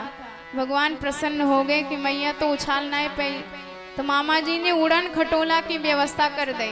अब मैया नायक गोदी से उतार दे तो हम जाए के पूरे ब्रज को दर्शन करे आवे या के पीठ पे बैठ कर, पर मैया तो उतारे ना रही। तुम्हारे कन्हैया ने दूध पीते पीते ऐसी लीला करी कि शरीर का भार एकदम से बढ़ गया। अब इतने भारी भरकम कन्हैया है गए कि मैया की गोदी में ही ना बने। अब मैया परेशान हो गई कि अभी तो उछाल उछाल के खिला रही थी, न जाने क्या हुआ कि मेरा हल्का फुल्का छोरा इतना भारी भरकम हो गया। सो मैया को मोह हो गया। उन्हें लगा कि लगता है इतने देर से घंटा भर से दूध पिला रही हूँ, तो लगता है दूध ज्यादा पी लियो तो भारी भरकम ज्यादा है गया। तो गोदी से उठाए करके नीचे जमीन पे रख दिया। लाला ने एक हजम कर ले खेल कूद के, जब हल्को फुल्को है जाएगो तो तोए गोदी में उठाऊंगी। गरिमाणम शिशाल बाढ़ुन न से गिर कोटवत भूमो निधाय तम गोपी विस्मिता भार पीड़िता। और मैया परेशान होके लाला को नीचे उतार करके घर के काम करने भीतर चले गए। और इधर जब तृणावर्त ने देखा कि बच्चा अकेला है तो तुरंत भगवान को अपनी पीठ पर बिठाया और उड़ करके आकाश में चल गया। और इधर भगवान उसकी पीठ पर बैठे बैठे सबरे गली, सबरे मोहल्ले, सबरे घर पूरा निहार रहे हैं। ये मधुमंगल को घर, ये ललिता को घर, ये विशाखा को घर, सारे गली सारे घर प्रभु ने देख लिए। क्योंकि पक्का चोर वही है जिसे गली गली का ज्ञान हो। और हमारे कन्हैया आगे चल करके माखन चोरी की लीला करने वाले हैं। और इधर जैसे ही वह ब्रजमंडल छोड़ करके मथुरा की तरफ बढ़ा कि भगवान ने उसकी गर्दन बड़ी जोर से दबाई और अपने शरीर को और भारी बना दिया। अब तृणावर्त को भ्रम हो गया कि कहीं हमने गलती से नंद के भवन से लाला की जगह कोई काला पत्थर तो नहीं उठा लिया। और मुड़ मुड़ के भगवान की तरफ बार बार देख रहा है। भगवान को हंसी आ गई कि सारे भक्त पत्थर में भी मेरा दर्शन करते पर ये दुष्ट मुझ में भी पत्थर देख रहा है। देखिए, जहां हमारा भाव पुष्ट हो जाए भगवान वहीं होते हैं। भावो ही विद्यते देवा तस्मात् भावो ही श्रेष्ठतम। यदि आपका भाव हो जा रहा है तो उस पत्थर में भी आपको भगवान दिखेंगे। यदि आपका भाव पुष्ट है तो किसी भी मूर्ति में आपको भगवान ही दिखेंगे। यदि आपका भाव पुष्ट है तो लकड़ी की भी मूर्ति बन जाए तो उसमें भी आपको भगवान ही दिखेंगे। तो भगवान ने सोचा कि ये दुष्ट मुझ में भी पत्थर देख रहा है तो चलो इसकी खोपड़ी पत्थर से ही तोड़ते हैं। और इतनी जोर से गर्दन दबाए तृणावर्त का प्राण निकल गया और आया एक पत्थर पे गिरा और वहीं चकनाचूर हो गया। बोल भक्त वत्सल भगवान की जय हो। इस तरह भगवान ने तृणावर्त का भी उद्धार कर दिया। और अब जैसे ही आवाज हुई मैया दौड़ करके घर से बाहर आई और लाला को देखा तो परेशान हो गई कि आखिर मैंने किसी का बिगाड़ा क्या है। हर रोज कोई ना कोई आते हैं और अपने आप ही मर करके चले जाते हैं।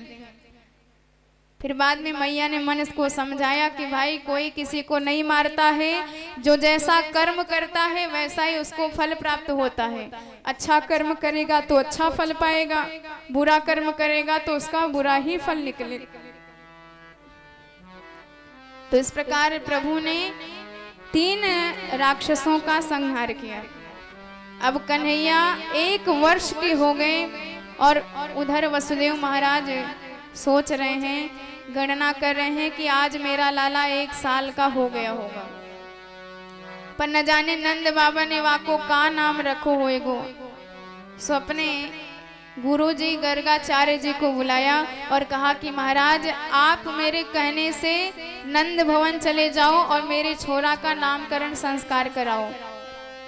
तो आदेश हुआ तो गर्गाचार्य जी सीधे नंद भवन की तरफ आए। अब नंद बाबा ने देखा तो बड़े भाव से चरणों में प्रणाम किया कि महाराज आप जैसे संतों के दर्शन बड़े भाग्य से होते हैं। महाराज ने कि ये बताओ मेरे घर में 2 छोरा हैं, पर जब से ये छोरा भय हैं कुछ ना कुछ उत्पात, कुछ ना कुछ आफत इनके ऊपर आ ही जा रही है। नेक बताओ तो काग्रह नक्षत्र खराब चल रहे हैं इनके। गर्गाचार्य जी ने कहा कि बच्चों का नाम बताओ, राशि बताओ, तब पता करे कि कौन सा ग्रह खराब चल रहा है। अब जब नाम पूछा नंद बाबा को याद आया, अरे महाराज नाम रखना तो भूल ही गए। गर्गाचार्य जी खूब हंसे, जय हो नंद जी महाराज, 1 साल के छोरा है गए और वहां को नाम ही ना आए। नंद बाबा ने कहा महाराज सौभाग्य से आप पधारे हो तो आप ही नामकरण संस्कार कर दो।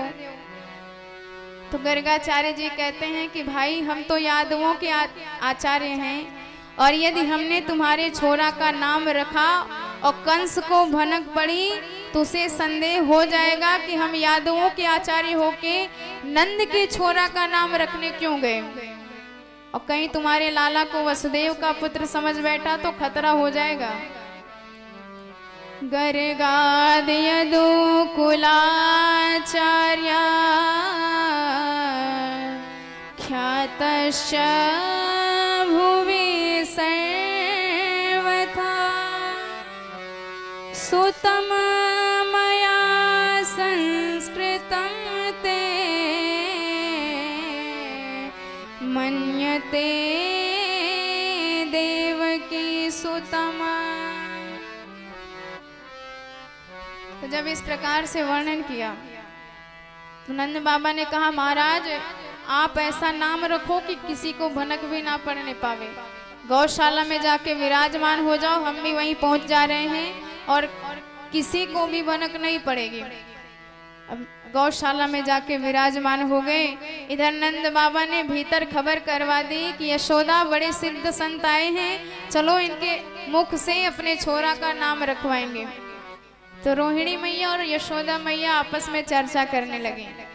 अब देखिए माताओं का स्वभाव होता है, कुछ ना कुछ संदेह जरूर मन में रहता है, सीधे से किसी को मानेंगे नहीं। तो यशोदा मैया ने कहा कि बहन या बाबा को खूब नाम सुन रखो है, चलो एक काम करे, मेरे लालाए तू ले ले और तेरे लालाए मैं ले लूं, और यदि पक्का पंडित होएगो तो एकदम पक्का बता देंगे कि कौन को लाला कौन सो है, और ना बता पाओ तो समझ जाएंगे कि खड़िया पलटन बाबा है। और लाला की अदली बदली करके दोनों माताएं गौशाला में आई और नंद बाबा के सन्मुख विराजमान है गए। और जैसे ही गर्गाचार्य जी ने रोहिणी की गोद में भगवान का दर्शन किया, यशोदा की गोद में रोहिणी नंदन का दर्शन किया, और प्रभु को पहचान कर तो गर्गाचार्य जी समझ गए कि ये तो वही निर्गुण निराकार निर्विशेष निरुपाधिक निरुपम परब्रह्म है, जिसका ना कभी जन्म होता है, ना कभी मृत्यु होता है, ना कभी विवाह होता है। ऐसे सारे जगत से परे परब्रह्म आज सगुण साकार रूप में मेरे सन्मुख विराजमान है, मेरा परम सौभाग्य है। रूपम यत् तद प्राहुर व्यक्त माध्यम ब्रह्म ज्योति निर्गुणम निर्विकारम सत्ता मात्रम निर्विशेषम निरूहम सतम साक्षात विष्णुर अध्यात्म दीपः। मेरे सामने तो साक्षात नारायण प्रभु आज शिशु के रूप में विराजमान है। परम गदगद हो गए गर्गाचार्य जी और समाधि लग गई। नयन खुले हैं, एक टक नयन से भगवान को निहार रहे हैं, और मुख खुला है, कुछ बोल नहीं पा रहे हैं। अब यशोदा मैया देख रही हैं, सोच रही हैं कि ये बाबा आंखें फाड़ फाड़ के मेरे लाला की एक एक रेखा ढूंढ रहे होंगे। पर जब बैठे बैठे घंटा भर बीत गयो, महाराज कछु बोले ही नाए। यशोदा मैया बड़ी घबराई, पूछ लिया महाराज कछु मुँहते भी बोल दो, का नाम रख रहे हो छोरा का। अब महाराज होए तो महाराज नाम रखे, वाकई तो आनंद की समाधि लगी है। से यशोदा मैया घबराई और रोहिणी जी की तरफ इशारा किया, बहन देख तो ये बाबा ये का है गयो, न कछु बोले, न सनके, न मटके, न हिले, न डुले। अब रोहिणी मैया ने कहा, बहन मोए तो लगता है या बाबा की सांसों न चल रही। अब तो जो ये बात सुने यशोदा मैया इतनी घबराई और बड़ी तेजी से गर्गाचार्य जी का हाथ पकड़ के झटका लिया, ए महाराज कछु मुंह से भी बोल दो। अब महाराज की समाधि खुली, हाँ मैया सोच लियो तेरे छोरा का नाम। मैया बोली, वाह महाराज ऐसो नाम सोचो कि मैं ही सोच में पड़ गई।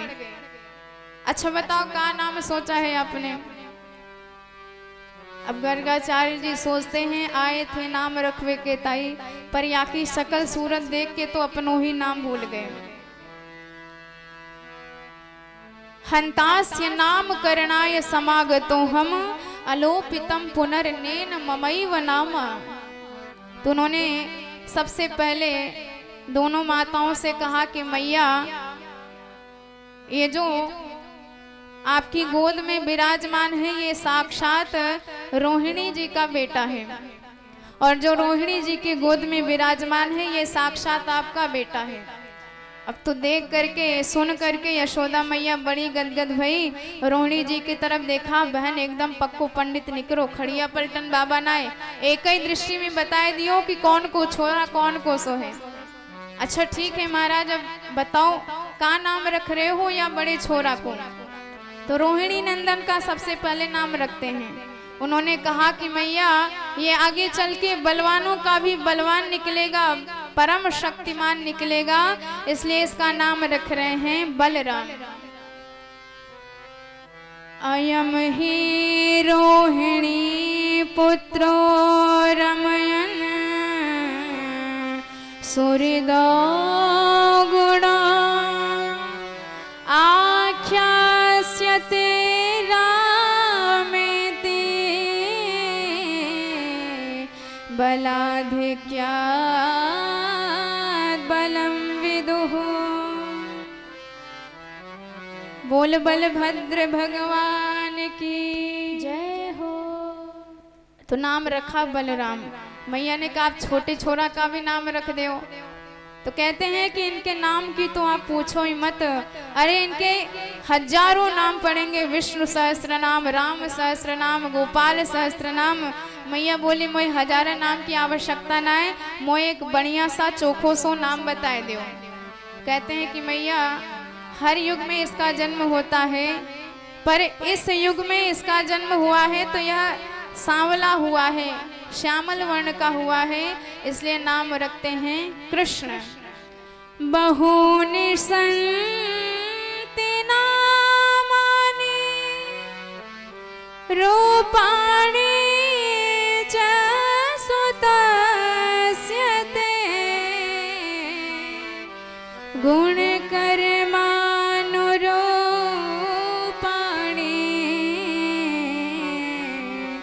तान्यहं वेदनो जना। और भगवान का नाम रखा कृष्ण। मैया ने कहा कि का मतलब हो या नाम को, बड़ा टेढ़ा सा नाम रखा है आपने, एक बार कृष्ण कह दो तो पूरी जीभ ही पलटा खाई जाती है। तो कहते हैं कि कृष्ण का अर्थ होता है कर्षत इति कृष्ण है। जीव का मन इतना विषयी है कि भगवान की तरफ कभी मुड़ना नहीं चाहता, संसार की तरफ हर विषय की ओर यह मुड़ जाएगा, लेकिन भगवान की तरफ कभी भी जुड़ना नहीं चाहता। पहले प्रभु कहते हैं राम जी बन के आए थे तो कुछ लोग बच गए थे। सो भाई जब घी सीधी उंगली से ना निकले तो उंगली टेढ़ी करनी पड़ती है। तो राम जी बन के आए थे तो एकदम सीधे थे, सरल थे, भोले भाले थे, पर अब कृष्ण रूप में आए हैं एकदम टेढ़े मेढ़े। हर जगह से हमारे प्रभु टेढ़े ही दिखाई देते हैं। पैर भी इनका टेढ़ा है, कमर भी इनकी टेढ़ी है, नयन भी इनके टेढ़े हैं, मुकुट भी इनका टेढ़ा है, कंधा भी इनका टेढ़ा है। हर जगह से भगवान टेढ़े मेढ़े ही दिखाई देते हैं। तो भगवान कहते हैं कि अब एक बार कोई मेरे रूप में फंस गया तो जीवन भर कभी निकल नहीं पाता है। तो जो जीव के मन को बरबस अपनी तरफ खींच ले, आकर्षित कर ले, उसे कृष्ण कहा जाता है। बोल कृष्ण भगवान की जय हो। तो इस तरह नाम रखा और कहा कि मैया किसी जन्म में ये वसुदेव का भी लाला हुआ होगा, इसलिए इसका नाम हम और रख रहे हैं वासुदेव। प्रगयम वसुदेवस्य क्वचित् जन्मास्तवात्मजः वासुदेव इति श्रीमान भिज्ञः संप्रचक्षते। तो नाम रख दिया वासुदेव। अब इधर मैया तो बड़ी परेशान है। उन्होंने कहा कि महाराज जी बताओ मेरा छोरा आगे चल के क्या निकलेगा। अब देखो माताओं की को बड़ी चिंता रहती है अपने बच्चों के भविष्य को लेकर। जैसे एक बार एक संत के पास एक दंपति लड़ते हुए गए, तो संत ने पूछा क्या हुआ, लड़ाई क्यों कर रहे हो? तो पति ने कहा कि महाराज हम चाहते हैं कि मेरा बेटा इंजीनियर बने, और पत्नी ने कहा महाराज मैं चाहती हूँ कि मेरा बेटा डॉक्टर बने। तो संत ने कहा इसमें लड़ने की क्या आवश्यकता है, अपने बेटे का नाम बताओ, अपने बेटे की जन्म तिथि बताओ, तुरंत उसकी कुंडली निकालेंगे, पता चल जाएगा कि बेटा आगे चल के क्या बनेगा। अब जब ये बात कही तो दोनों ने कहा कि महाराज अभी बच्चा पैदा ही नहीं हुआ है, 3 महीने का पेट में है। संत खूब हंसे, जय हो महाराज, जो बच्चा पैदा हुआ ही नहीं है उसके भविष्य को लेकर इतनी चिंता। तो माता पिता का भाव होता है, तो आज यही भाव यशोदा मैया भी रख रही हैं कि मेरा कन्हैया आगे चल के क्या निकलेगा। तो इस पर हमारे गर्गाचार्य जी कहते हैं कि मैया आगे चल के आपका छोरा नंबर 1 का चोर निकलेगा। अब जब ये बात सुनी मैया के होश उड़ गए। महाराज दक्षिणा कम हो तो 2-4 और ले जाओ, पर ऐसी उल्टी सीधी बातें ना बताया करो।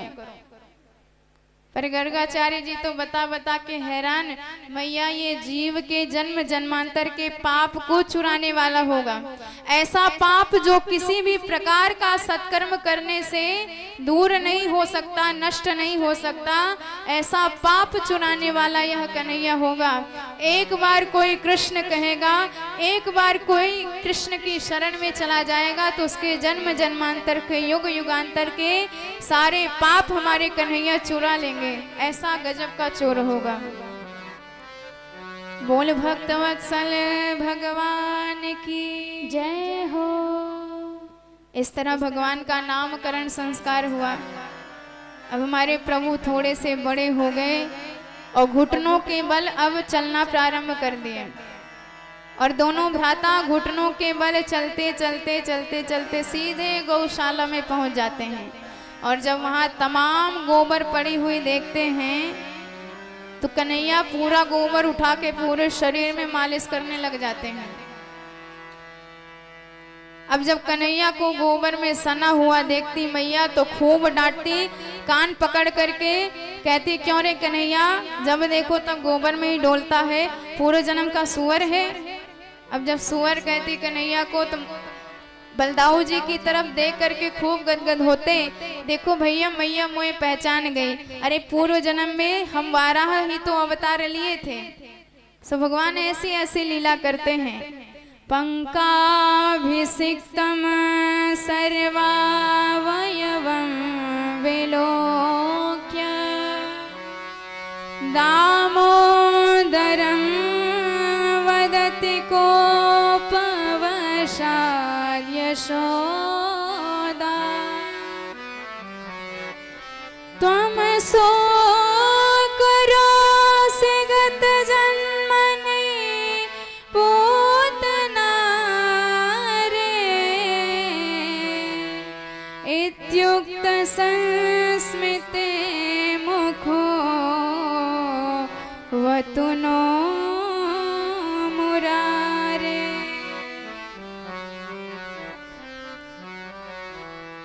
तो भगवान को ही खूब डांट लगाती है मैया, और जब प्रभु को कान पकड़ के डांटती हैं, और जब यह दृष्टि आकाश में खड़े बड़े बड़े देवता देखते हैं, ब्रह्मादिक देवता देख देख कर मैया के भाग्य की सराहना करते हैं कि धन्य है यशोदा मैया।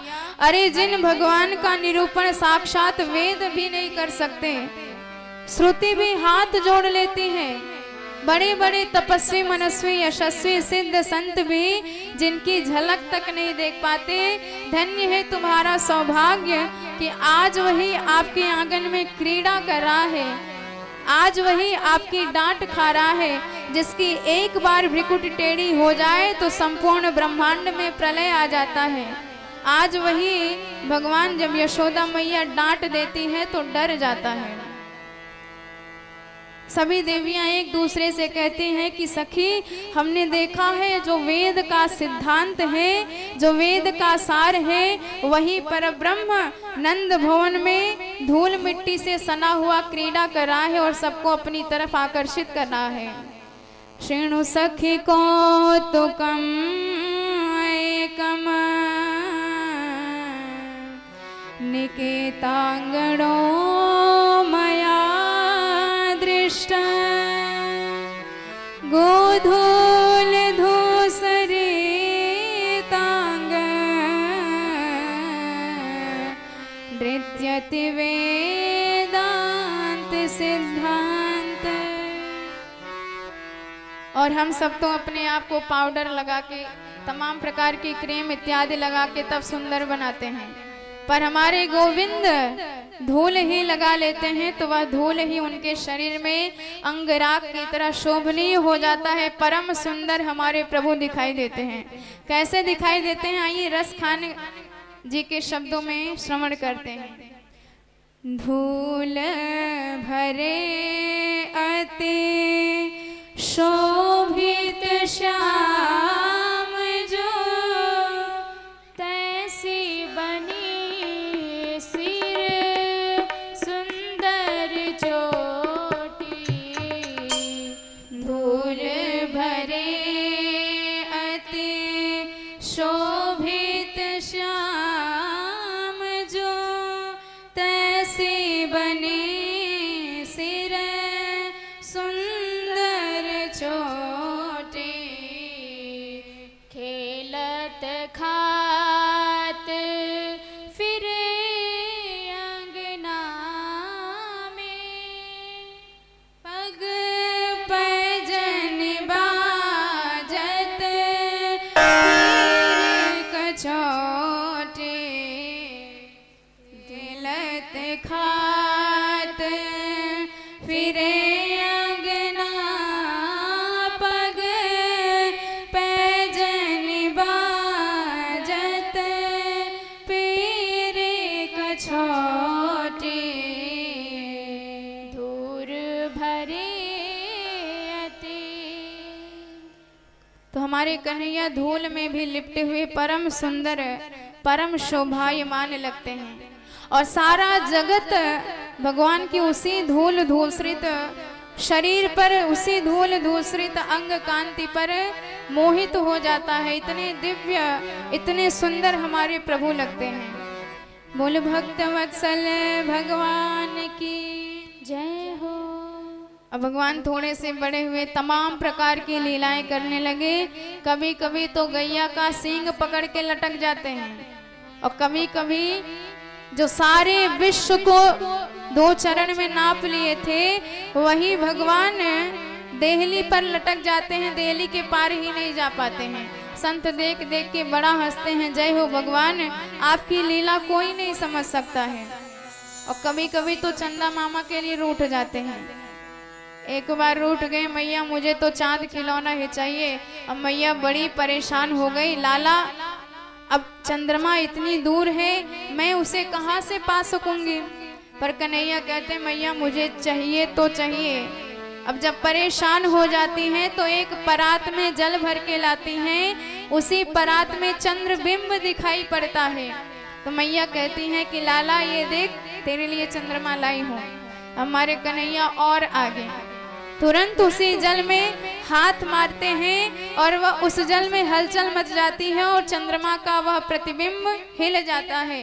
कन्हैया कहते मैया मुझे तो असली वाला चांद चाहिए। और मैया परेशान हो जाती है, फिर समझा के कहने लगती है लाला चिंता मत कर, मैं तेरे लिए चांद जैसी बहू लाऊंगी। हमारे कन्हैया चांद भूल गए, अब बहू रानी के लिए रोने लग गए। मैया मुझे बहू रानी चाहिए और अभी चाहिए। अब मैया परेशान, लाला अब बहू रानी कहाँ से लाए, भोजन करके मुंह धोवे तो आयो ना बहू रानी लेंगे। जानते हैं बहू रानी कितनी लंबी चौड़ी होती है। कन्हैया बोले जब हम इतने से हैं तो अपने ही हिसाब किताब की बहू रानी भी लेंगे। इतनी बड़ी बहू रानी लेंगे कि जब गैया चराने जाए तो आपको जेब में धर के जाए। मैया हंसने लग जाती है, गुड़िया की बात कर रहा है। सो गुड़िया पकड़ा देती है और हमारे कन्हैया उसी में मस्त हो जाते हैं। सो ऐसे ऐसे भगवान ने दिव्य लीलाएं करी। एक बार अपने समस्त ग्वाल बालों को एकत्रित किया प्रभु ने और कहा कि आज हम सब एक नया खेल खेलेंगे। सबने कहा कौन सा खेल? कन्हैया बोले आज चोरी चोरी खेलेंगे। अब तो जब ये बात सबने सुनी, सबने कहा कि कन्हैया चोरी करना सिखाओगे तो मैया को पता लगेगी, ऐसी पिटाई करेगी कि पीठ लाल है जाएगी। कन्हैया बोले हम रुपए पैसे की चोरी की बात ना करें, माखन मिश्री की चोरी की बात करें और खावे पीवे की चीज की चोरी चोरी ना मानी जाए।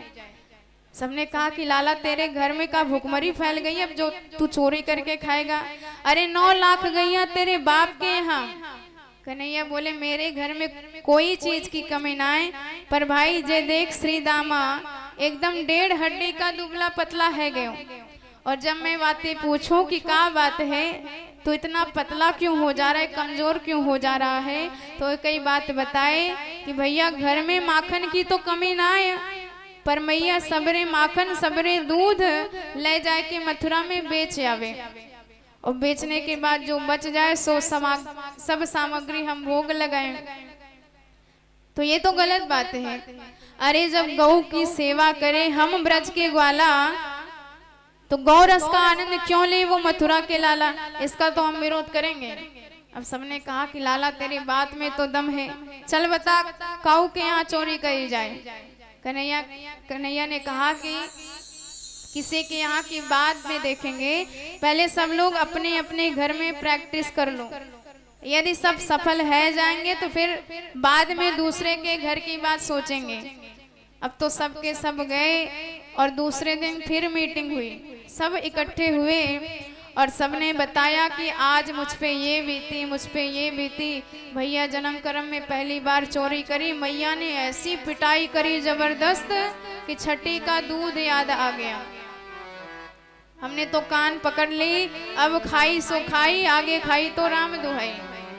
कन्हैया बोले जा दारी के पहली बार चोरी करने गए और पिट के आएगी और नाक कटाई दी। सबने कहा हमारे घर वाले ने चोरी करना कबू ना सिखायो। कन्हैया बोले तो चलो आज से प्रशिक्षण चालू, और भगवान ने एक मंडली का निर्माण किया, बाल गोपाल चौर विद्या प्रचार मंडल, और देखते देखते अनेक सदस्य उस मंडल में भर्ती हो गए और घर घर माखन चोरी की लीला होने लग गई।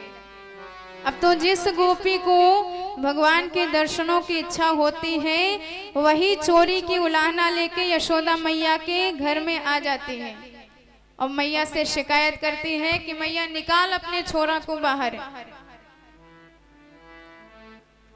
हम काऊ चुगल खोर ना है जो पीठ पीछे चुगली करके भाग जाए, तेरे छोरा के मुंह पे वाकी चोरी की बात कह के जाएंगे। और जैसे मैया कन्हैया को पुकारती हैं और कन्हैया आते हैं, चोरी की बात सुनते हैं तो एकदम गाल फुलाए के बैठ जाते हैं।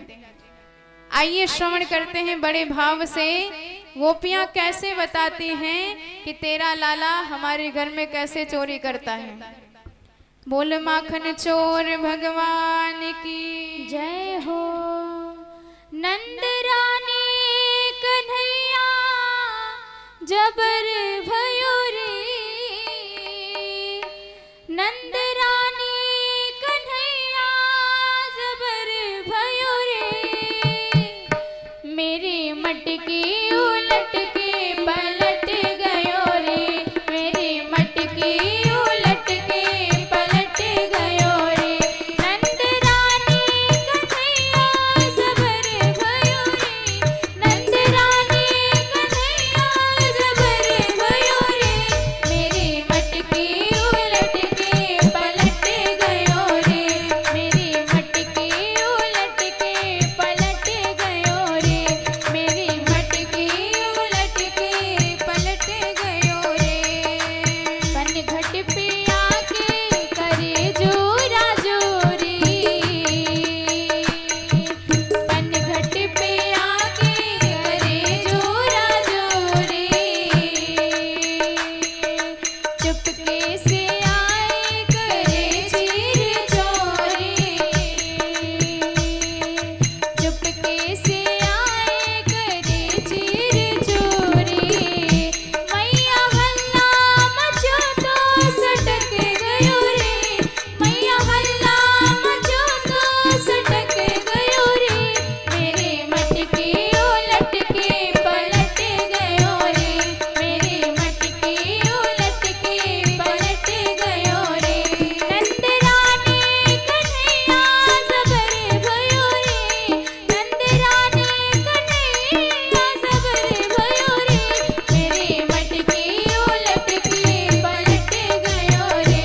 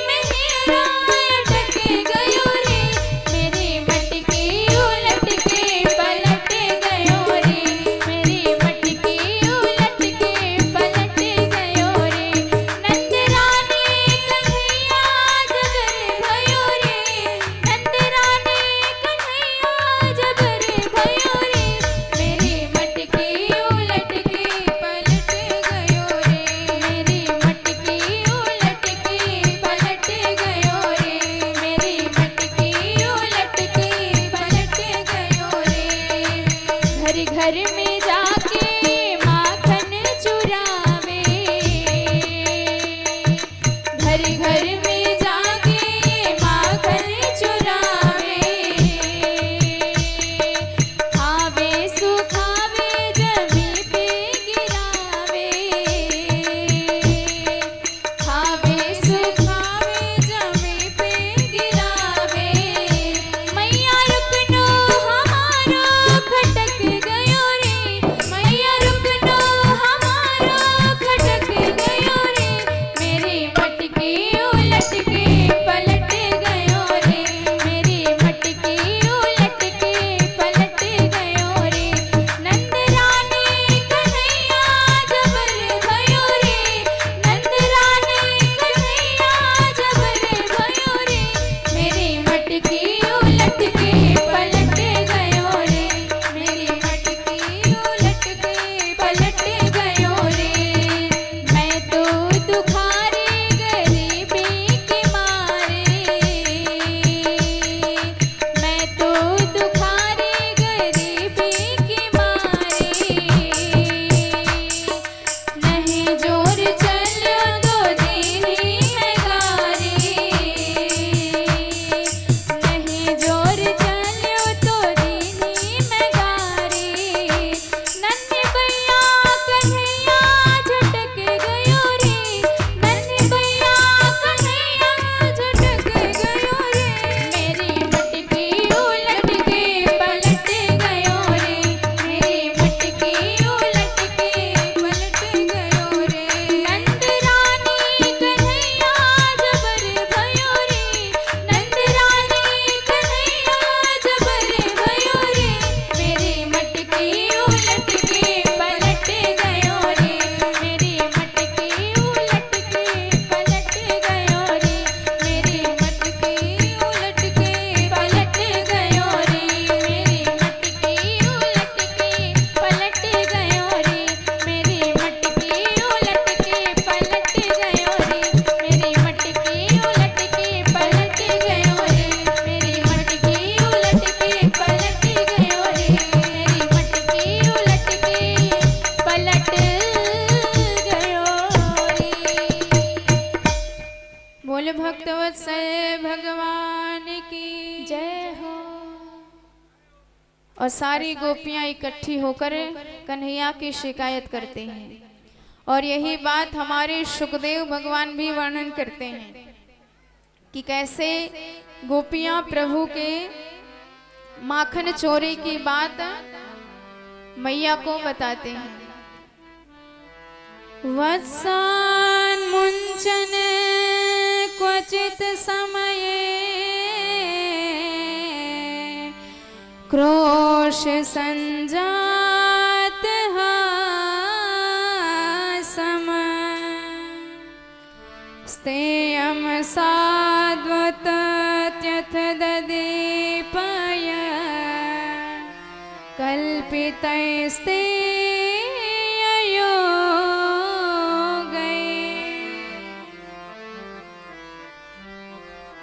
मरकान् भोक्षण विभजति सचे नाति भाण्डम विनतिम द्रव्यालाभिसगृह कुपितो यत्युपक्रोश्यतो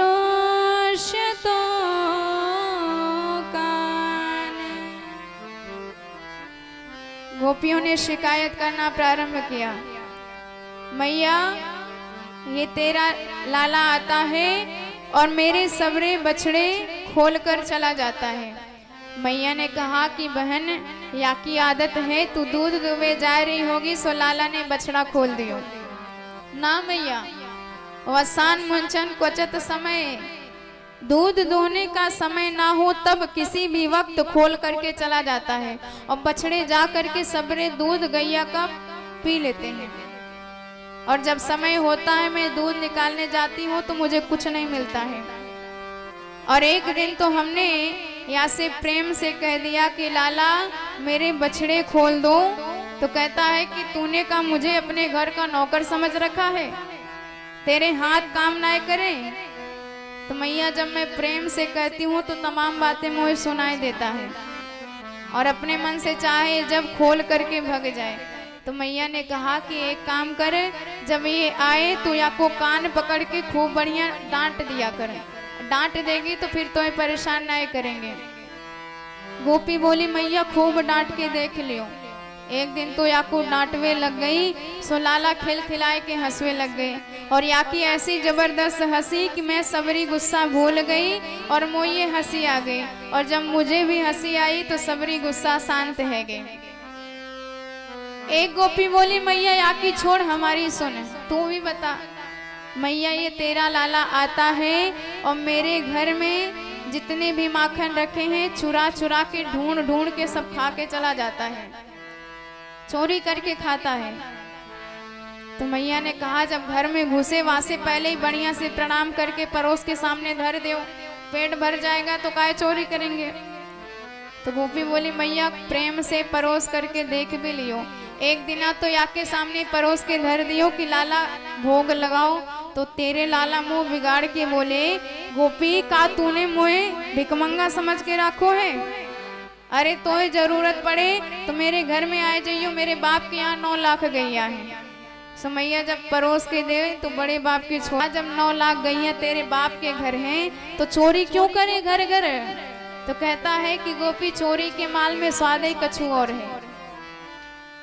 समैया ऐसी ऐसी बातें बताए। तो मैया ने कहा एक काम कर, अपने माखन ऊंचे लटकाए दिया कर, या की लंबाई छोटी है पहुंच नहीं पाएंगे। तो गोपी कहती मैया खूब लटकाए करके देख लिए, पर ये अकेले नहीं आते हैं घर में, या के साथ पूरी मंडली आती है, 10-20 हट्टे कट्टे छोरा। और जो सबसे मजबूत होते हैं वह छोरा को घोड़ा बनाते हैं, वह के ऊपर दूसरा खड़ा करते हैं, वह के ऊपर तीसरा, और सबसे ऊपर ये अध्यक्ष महोदय जाए करके विराजमान हो जाते हैं। सोई माखन की मटकी आके हाथ में आ जाती है और खूब खाएं, ग्वालन को खवाएं, बाद में मटकियों तोड़ करके भाग जावे। तो कहाँ तक सहन करे तेरे लाला की ये करामात है। और मैया एक दिना तो हमने सोचा ये घर के छीके पे पाए जाए, तो हमारे घर में खूब बड़ा सा पीपल का पेड़ है, तो मैंने खूब ऊपर पीपल के पेड़ पे वो मटकी लटकाए दी माखन के। पर ये 1.5 हाथ के छोरा 25 हाथ का बांस लेके आए गए और जो मटकी में मारा सबरी मटकी वहीं से फूट गई और जो माखन गिरा सो सर्र करके सबरे दही सरा पी गए। तो बताओ मैया पीपल के पेड़ में लटकाए दे, वहां से भी ना बचे माखन हमारो। एक गोपी बोली मैया या की छोड़, मेरे घर में तेरे लाला आते हैं, एक दिन आए तो हमने कहा कोई बात नहीं, अपने बच्चे हैं, खाने पीने की चीजें खूब खाए पिए। तो कुछ नहीं कहा हमने, तो लाला खाए और जब पेट भर गया तो ग्वालन को खवावे, तब भी मैं कुछ नहीं बोली। और जब ग्वालन के भी पेट भर गए तो लाला ने ऐसी आवाज निकाली मैया खिड़की के रास्ते से मेरे घर में हजारन बंदर टपक पड़े। न जाने कहाँ रिश्तेदारी है या कि बंदरन के साथ हजारन बंदर टपक पड़े। अब बंदरों खाए और खाए खाए के जब सबके पेट भर गए तो माखन के मटका सूंघ सूंघ के भागवे लग गए सबरे। तो ये नंद के छोरा भी मटका उठाए और ये भी बंदरों की तरह सूंघे और सूंघ करके नाक सिकोड़ के बोले राम राम, का जरूरत है ऐसे सड़ो सड़ायो माखन घर में रखवे की, या माखन को तो बंदरों ना खावे। तो मैया खाए, ग्वालन को खवावे, बंदरन को खवावे, बाद में सड़ो सड़ायो बताए करके मटकी भी तोड़ करके भाग जाए। तो कहाँ तक सहन करे तेरे लाला की लीला, तेरे लाला की करामात है। एक गोपी बोली मैया या की छोड़ हमारी सुन, हमारे घर में ना गाय है ना गौरस है। तो मैया ने कहा तो तेरा क्या बिगाड़ दिया मेरे लाला ने। गोपी कहती है मैया एक दिन संयोग से तेरे छोरा मेरे घर में घुस गए और घंटा भर हो गए खोसे पर कछु खाए पीवे की चीज ना मिली। तो लाला इतने परेशान हो गए, क्रोधित होके बोले कि ये घर है कि मरघटा, ऐसे घर में तो आग लगा देना चाहिए। 1 घंटा हो गए पर कुछ मिलता ही नहीं खाने पीने के लिए। सो एक कमरे में घुस गए और मैया वहाँ कमरे में मेरी बड़ी छोरी सोए रहे थे। और जैसे ही लाला वहाँ कमरे में घुसे, मैया मेरी छोरी की चुटिया नेक ज्यादा लंबी है, तो तेरे लाला इतने करामाती कि मेरी छोरी की चुटिया मेरे बिटिया की चुटिया खटिया के पटिया से बांध दे। और खटिया की पटिया से चुटिया बांधने के बाद वह बिटिया के कान में जाए करके तेरे लाला बड़ी तेजी से हवा कह के भाग लिए। अब जब हवा को आवाज गई, मेरी छोरी के कान में हड़बड़ाए करके उठी, और जब उठी तो वहाँ की चुटिया तनी, और वहाँ ने सोची कि मेरी चुटिया हवा ने पकड़ राखो है। सो बेचारी इतनी घबरा गई कि पुकारने लगी, अरे मैया दौड़ियो दौड़ियो, मोए हवा ने पकड़ राखो है। और मैं दौड़ करके आई तो ये नंद के छोरा भागते हुए दिख गए। मैं समझ गई ये कोई हवा वहुआ ना है, ये नंद के छोरा घर घर हवा बने डोले। तो मैया मैं तुरंत अपनी बिटिया की चुटिया खटिया के पटिया से खोली और वाको समझाया कि बिटिया ये नंद के छोरा घर घर में हवा बने डोल रहे। तब वाकी सांस में सांस आई। तो मैया झागर माखन वो भी परेशान और जागर माखन नाई वो भी परेशान, तो बता कहाँ तक सहन करे तेरे लाला की ये लीला। मैया बड़ी परेशान है कि मेरा छोरा इतना परेशान करता है सबको। तो इतनी परेशान हो जाती हैं कि लाला को डांटने लग जाती हैं, क्यों रे नंद के लाला, तेरे घर में माखन की कमी है जो तू घर घर में चोरी करता फिरता है। तो लाला कहते हैं कि मैया ये सब गोपियां नंबर 1 की महाझूठी हैं, सब तो से झूठ कह रही हैं। मैया कहती हाँ हाँ वो तो मुझे पता है, पूरे ब्रज में एक तू ही सत्यवादी हरिश्चंद्र है, बाकी तो सब नंबर 1 के महाझूठा है। तुम्हारे कन्हैया बड़े गदगद होते हैं, बलदाऊ की तरफ देख के कहते हैं देखो मैया मोए पहचान गई कि हम ही सत्यवादी हैं, बाकी तो पूरी दुनिया असत्य है। तो ऐसी ऐसी लीला भगवान किया करते हैं। अब तो जब गोपियों को इच्छा होती है भगवान के दर्शनों की, तो सारी गोपियां छोरी का उलाना लेके पहुंच जाती हैं मैया के पास और लाला की सारी करामात बताती हैं। और एक दिन की बात, हमारे प्रभु क्रीड़ा करते हुए बलभद्र जी के साथ ब्रह्मांड घाट पर पहुंच गए। और जब प्रभु ब्रह्मांड घाट पर पहुंचे, भगवान ने सोचा कि माखन का क्या स्वाद होता है ये तो हमने देख लिया, और ब्रज में सबसे ज्यादा प्रभाव है तो ब्रज रज का, क्योंकि यह ब्रज रज साक्षात ब्रह्म रज कहा जाता है, अर्थात साक्षात सारे जगत का मालिक अनंत कोटि ब्रह्मांड नायक परब्रह्म परमात्मा इस ब्रज प्रदेश की हर भूमि में टहला हुआ है। अर्थात वह रज प्रभु के चरण से प्रभावित है, चरण से संस्पर्शित है, इसलिए इसका बड़ा महत्व है। तो भगवान ने इस रज की महिमा को बताने के लिए आज एक ढेला उठाया मिट्टी का, ब्रह्मांड घाट से मुख में रखा और सीधे गटक गए। एकदा क्रीडमानस्ते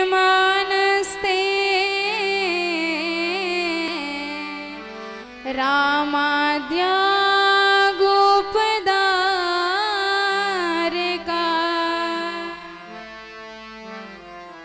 कृष्णो मृदम भक्षितवान् इति मात्रे न्यवेदनम्।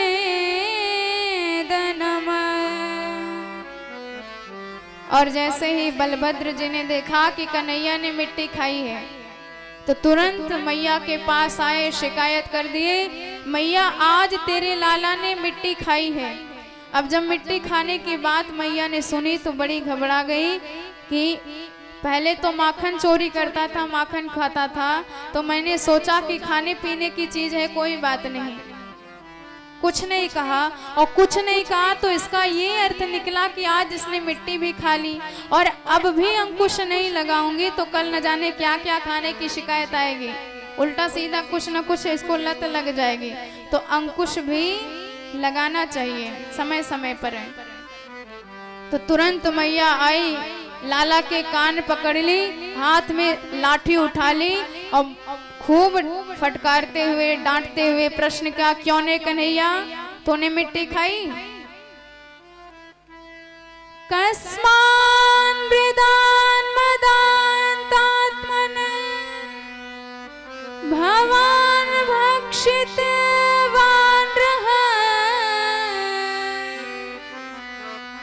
वदन्ति तावकायेते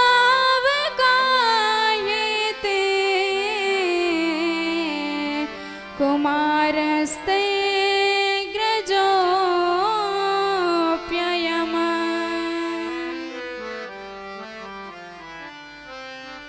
अब कन्हैया ने देखा कि मेरे मुंह में माटी और मैया के हाथ में साटी, और कहीं माटी देखते ही मैया लाठी से पिटाई ना करने लग जाए, सो हमारे कन्हैया ने ऐन मौके पे झूठ बोल दिया।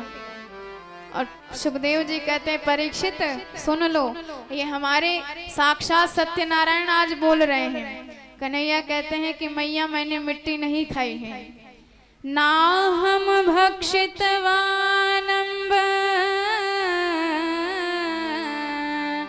सर्वे मिथ्याभिशंसिनः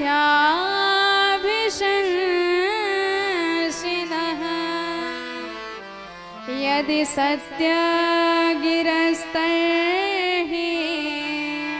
समक्षम पश्य मे मुखम।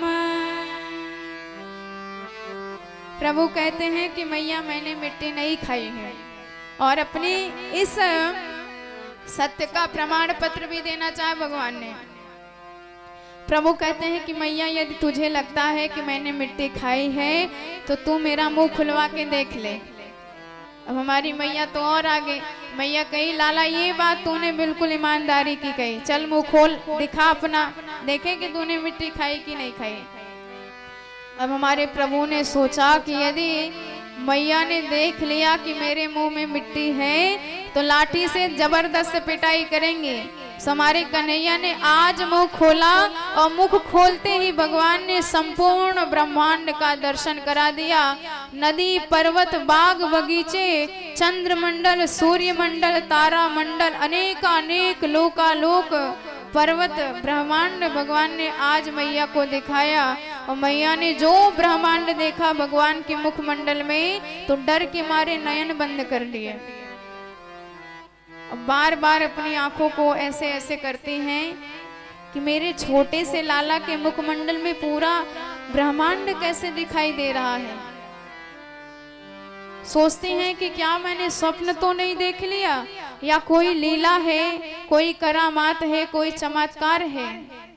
किम स्वप्नम एव दुत देव माया, किम वा बतियो बत बुद्धि मोह, अथो अमुष्यैव मर्मार्भकस्य यह कश्चिनोत्पत्ति का आत्मयोग।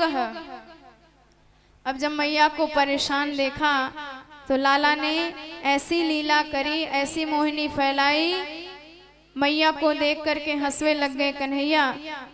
कन्हैया ने कहा कि मैया तुझे क्या दिखा, मेरे मुखमंडल में माटी दिखी कि नहीं?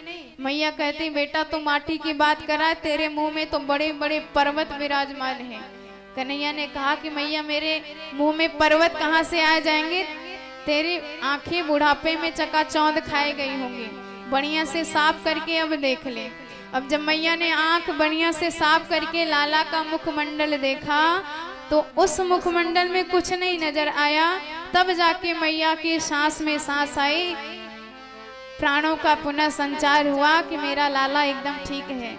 न जाने क्या क्या रोग हो जाता है बुढ़ापे में।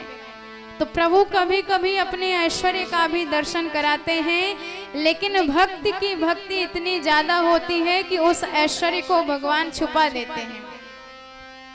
और इस प्रकार हमारे कन्हैया ने ब्रज रज का आस्वादन किया और सारे जगत में ब्रज रज की महिमा फैलाई। कहा जाता है कि यदि आपने रमण रेती में स्नान नहीं किया, रमण की रेत में धूल से स्नान नहीं किया और यमुना जल में जाके जल से स्नान नहीं किया और ब्रज की रज को अपने पूरे शरीर पर नहीं लगाया तो समझिए आपने भगवत तत्व को कभी समझा ही नहीं है। हमारे ब्रज प्रदेश में जब बड़े बड़े रसिक संत जाते हैं तो उसी रज में अपने आप को पूरा स्नान करा लेते हैं, पूरे शरीर में मालिश कर लेते हैं, क्योंकि वह रज, वह धूल साक्षात भगवान का सानिध्य हमें प्रदान करती है। रमण रेत लेट्यो नहीं कियो न जमुना पान, रे मन तू समझो नहीं ब्रज को तत्व महान। ये तो ब्रज की बात है और सारे रसिक उसी ब्रज के रज में अपने आप को समर्पित कर दिया करते हैं। बोल श्री वृंदावन धाम की जय हो। इस प्रकार कन्हैया ने मिट्टी खाके संपूर्ण ब्रह्मांड का दर्शन अपनी माँ को कराया। अब एक बार की बात है, दीपावली का सुंदर दिन और सुबह सुबह हमारी मैया कन्हैया के लिए माखन तैयार कर रही थी, दही बिलो रही थी और हाथ से तो माखन तैयार कर रही थी और वाणी से जो बड़े बड़े रसिक संतों ने कन्हैया के ही ऊपर भगवान के दिव्य पद लिख रखे हैं, उन्हीं पद का गायन कर रही थी और मन से भगवान का ही स्मरण कर रही थी। एकदा गृहदासी सो यशोदानंद गेहिनी, कर्मांतर नियोक्ता सो निर्ममंथ स्वयं दधिमा। यानि यानि हैं गीतानि तद्बाल चरितानि च, दधि निर्मंथने काले स्मरन्ति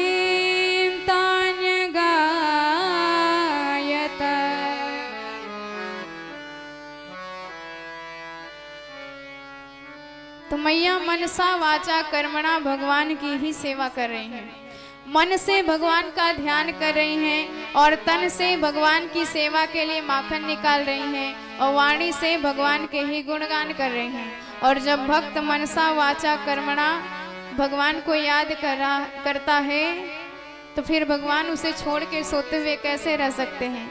हमारे कन्हैया शयन कर रहे थे और शयन करते हुए कन्हैया तुरंत जागृत हुए और मैया ने रात को कन्हैया की आंखों में काजल लगाया था और उठते ही कन्हैया अपनी आंखों को मीचते हुए आए और सारा काजल पूरे मुखमंडल पे फैल गया और हमारे कन्हैया एकदम गोल गोल आंखें हो गई जैसे जगन्नाथ भगवान की आंखें होती हैं।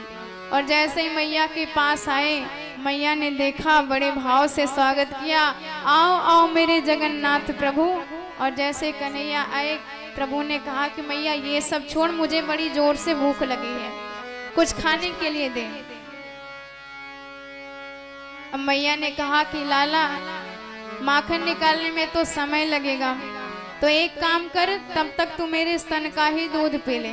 और मैया बड़े भाव से लाला को दूध पिलाने लग जाती हैं और मुग्ध होके कन्हैया दुग्ध पान कर रहे थे। दूध पीते पीते प्रभु ने मैया से पूछा, मैया तो से एक बात पूछूं? मैया ने कहा बेटा तू एक ना 10 पूछ। अच्छा मैया जी बताओ, तो दूध ज्यादा प्यारो लगे कि पूत? मैया बोली दारी के तेरे जैसे पूत के सामने तो हजारन मटका दूध दही के कुर्बान। अब कन्हैया बड़े गदगद हुए, मैया मोते बड़ो प्रेम करे। और तब तक मैया को याद आया कि भाई हमने तो चूल्हे पर दूध रखा है उबलने के लिए। और जैसे ही दूध की याद आई कि समय पे नहीं गई, दूध को नहीं उतारा तो उबल करके सब बर्बाद हो जाएगा दूध। तो दूध की याद आते ही कन्हैया को जमीन पर पटकी जल्दी से और दौड़ लगाए थे दूध की तरफ।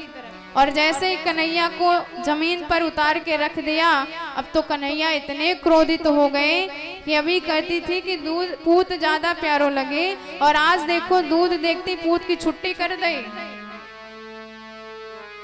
और भगवान के पतले पतले लाल लाल ओठ क्रोध के कारण कांपने लगे। इतनी गुस्सा आई भगवान को, एक बड़ा सा पत्थर उठाया, जितने मटके रखे थे आंगन में मैया ने सबके सब धड़ाधड़ फोड़ दिए। और जब बड़ी जोर से धड़ाधड़ की आवाज हुई, मैया दौड़ करके आई तो सबरे मटके फूटे। मैया ने सोचा कि कल तक तो दूसरे के मटके फोड़ता था, पर आज याने तो सबरे हमारे मटके ठिकाने लगाए दिए, और यदि इसको दंड नहीं दूंगी तो दंड हो जाएगा। मैया ने उठाई लाठी और जैसे कन्हैया की तरफ दौड़ लगाई। कन्हैया ने सोचा कि मैया पकड़ लेंगी तो जबरदस्त पिटाई करेंगे, सो तुरंत हमारे प्रभु ने दौड़ लगा दी। और आगे आगे कन्हैया, पीछे पीछे मैया। मैया कहती है कन्हैया रुक जाओ, नहीं तो जबरदस्त पिटाई करूंगी, तुम्हारी हाथ में आ गए तो। कन्हैया कहते हैं मैया तू पिटाई करेगी इसीलिए तो भाग रहे हैं। मैया परेशान हो गई तो कहने लग गई लाला पकड़ में आए जाओ तो ही मारूंगी ना। कन्हैया कहे तो ये लाठी क्यों लेके रखी है तुमने? मैया बोली बेटा बुढ़ापे में सहारे के ताई सबको लाठी की जरूरत पड़ती है, तो ही डर लगे तो ले ये फेंक दई लाठी, पर अब आए जा पकड़ में। कन्हैया बोले तो क्या करेगी? मैया बोली लाला तेरी पूजा करूंगी, तो पहले आ तो। अब कन्हैया पूजा का मतलब ही ना जाने, और आए गए पूजा करवावे के ताए। मैया जब पूजा करियो हमारी, हाँ लाला तेरी जबरदस्त पूजा करूंगी, पहले आ तो सही।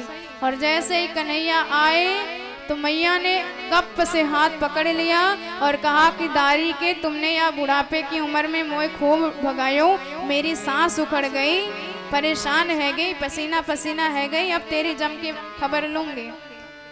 अब कन्हैया इतने डर गए कि दोनों नेत्रों से प्रभु के आज अश्रुपात हो रहा है। जिनकी वक्र भ्रिकुटी हो जाए तो काल भी भयाक्रांत हो जाता है। आज वही भगवान अपनी मैया के डर से इतना रुदन कर रहे हैं, अश्रुपात कर रहे हैं। तो ये भक्ति का प्रताप है जो सारे जगत के मालिक को भी आज डर लग रहा है मैया से। मैया ने रोते हुए कन्हैया को देखा तो दया लगी। भाई डांटना चाहिए छोराओं को, पर इतना भी ना डांटो कि बाद में पर्चे छपवावे पड़े, छोरा घर छोड़ के ही भाग जाए। तो थोड़ा बहुत दंड दूंगी लेकिन ज्यादा नहीं। सो उखल मंगवाया और कन्हैया को उसी उखल से बांधने का प्रयास करने लगी। पर परीक्षित परम आश्चर्य की बात, घर की एक एक रस्सी जुड़ गई, पर प्रभु के बंधन में 2 अंगुल की कमी हो ही जाती है। घर की सारी रस्सियां जोड़ती चली जा रही है मैया, पर जब भी बांधने का प्रयास करती हैं तो 2 अंगुल रस्सी कम पड़ जाती है। ये 2 अंगुल क्या है? पहला है भक्त का प्रयास और दूसरा है भगवान की कृपा। तो देखिए आपका काम 100% कब पूर्ण होगा? जब आप प्रयास भी करोगे और उधर से हमारे भगवान कृपा भी करेंगे। 50% आपका प्रयास होना चाहिए, आपका कर्म होना चाहिए, और 50% हमारे भगवान कृपा करेंगे, तब आपका कार्य पूरा होगा। पर आप खूब कर्म कर रहे हैं पर भगवान की कृपा ही नहीं है, तब भी काम आपका अधूरा ही रह जाएगा, आधा ही रहेगा। पर उधर से भगवान खूब कृपा बरसा रहे हैं, आप कर्म ही नहीं करना चाहते, तब भी आपका कार्य अधूरा ही रहेगा। इसलिए पहला हमारा कर्म और दूसरा भगवान की कृपा, यदि ये दोनों हो जाएं तो कार्य 100% संपूर्ण हो जाता है। तो इधर मैया भी परिश्रम करना नहीं छोड़ रही हैं।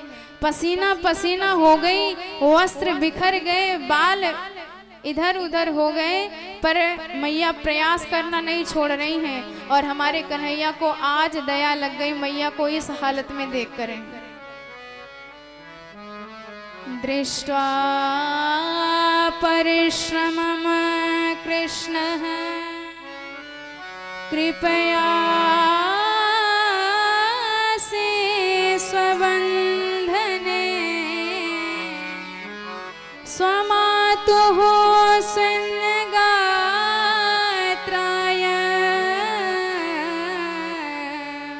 व्यस्तस्त्रकम्बरस्त्रजः।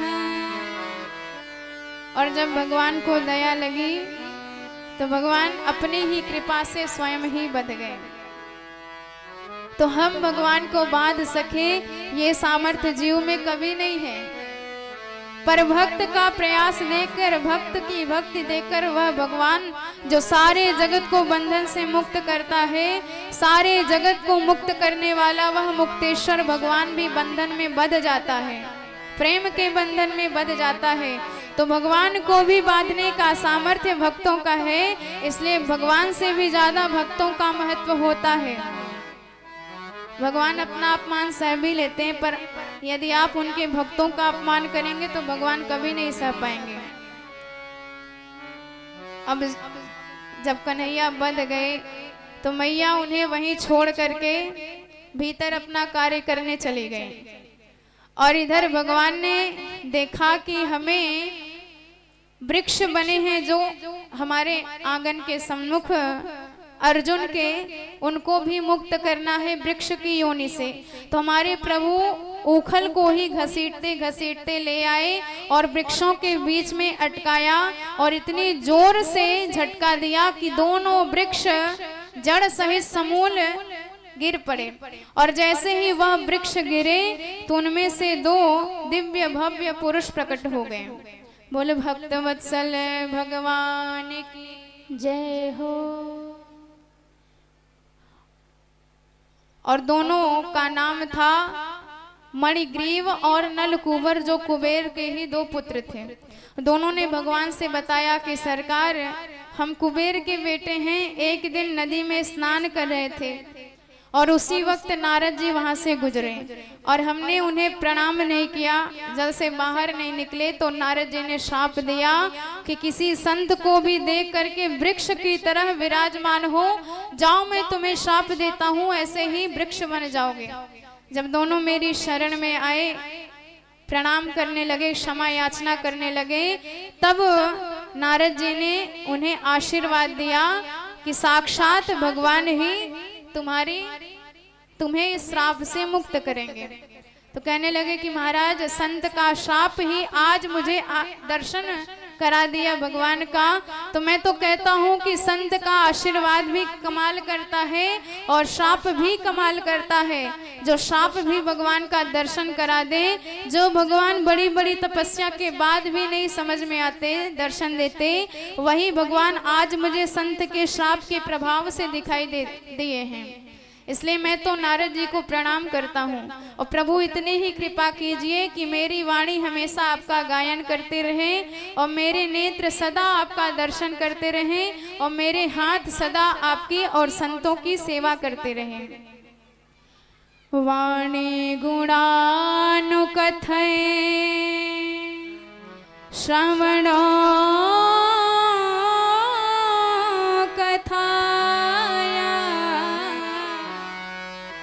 हस्तोच कर्म सुमन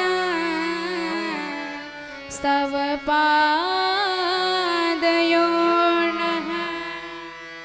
स्मृत्या चराचर गुरुम निवास जगत् प्रणामो दृष्टि दर्शने स्तु भवतनूनाम्।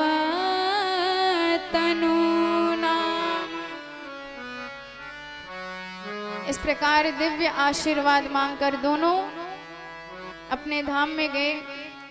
और इधर जब वृक्ष उखड़ने की आवाज हुई तो नंद बाबा दौड़ करके आए और जैसे ही नंद बाबा दौड़ कर आए, कन्हैया को ऊखल में बंधा हुआ देखा तो कन्हैया को बंधन से मुक्त किया और वृक्ष गिरे हुए देखा तो नंद बाबा का मन इतना खिन्न हो गया, उन्होंने प्रतिज्ञा कर ली कि आज के बाद चाहे जो हो जाए इस गोकुल में हम नहीं रहेंगे।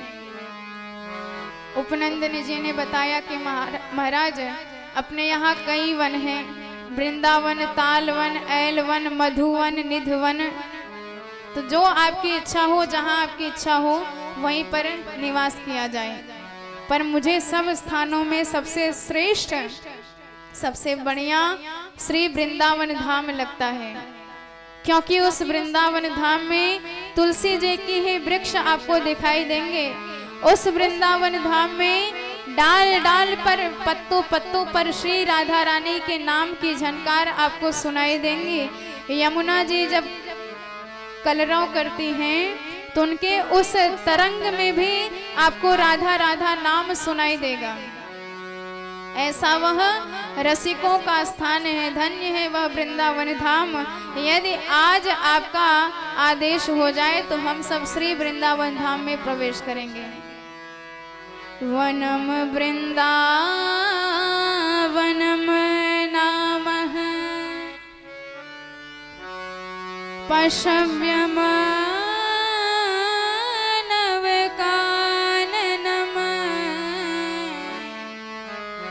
गोप गोपी गवाम सेव्य पुण्याद्रि तृणवेरुधम।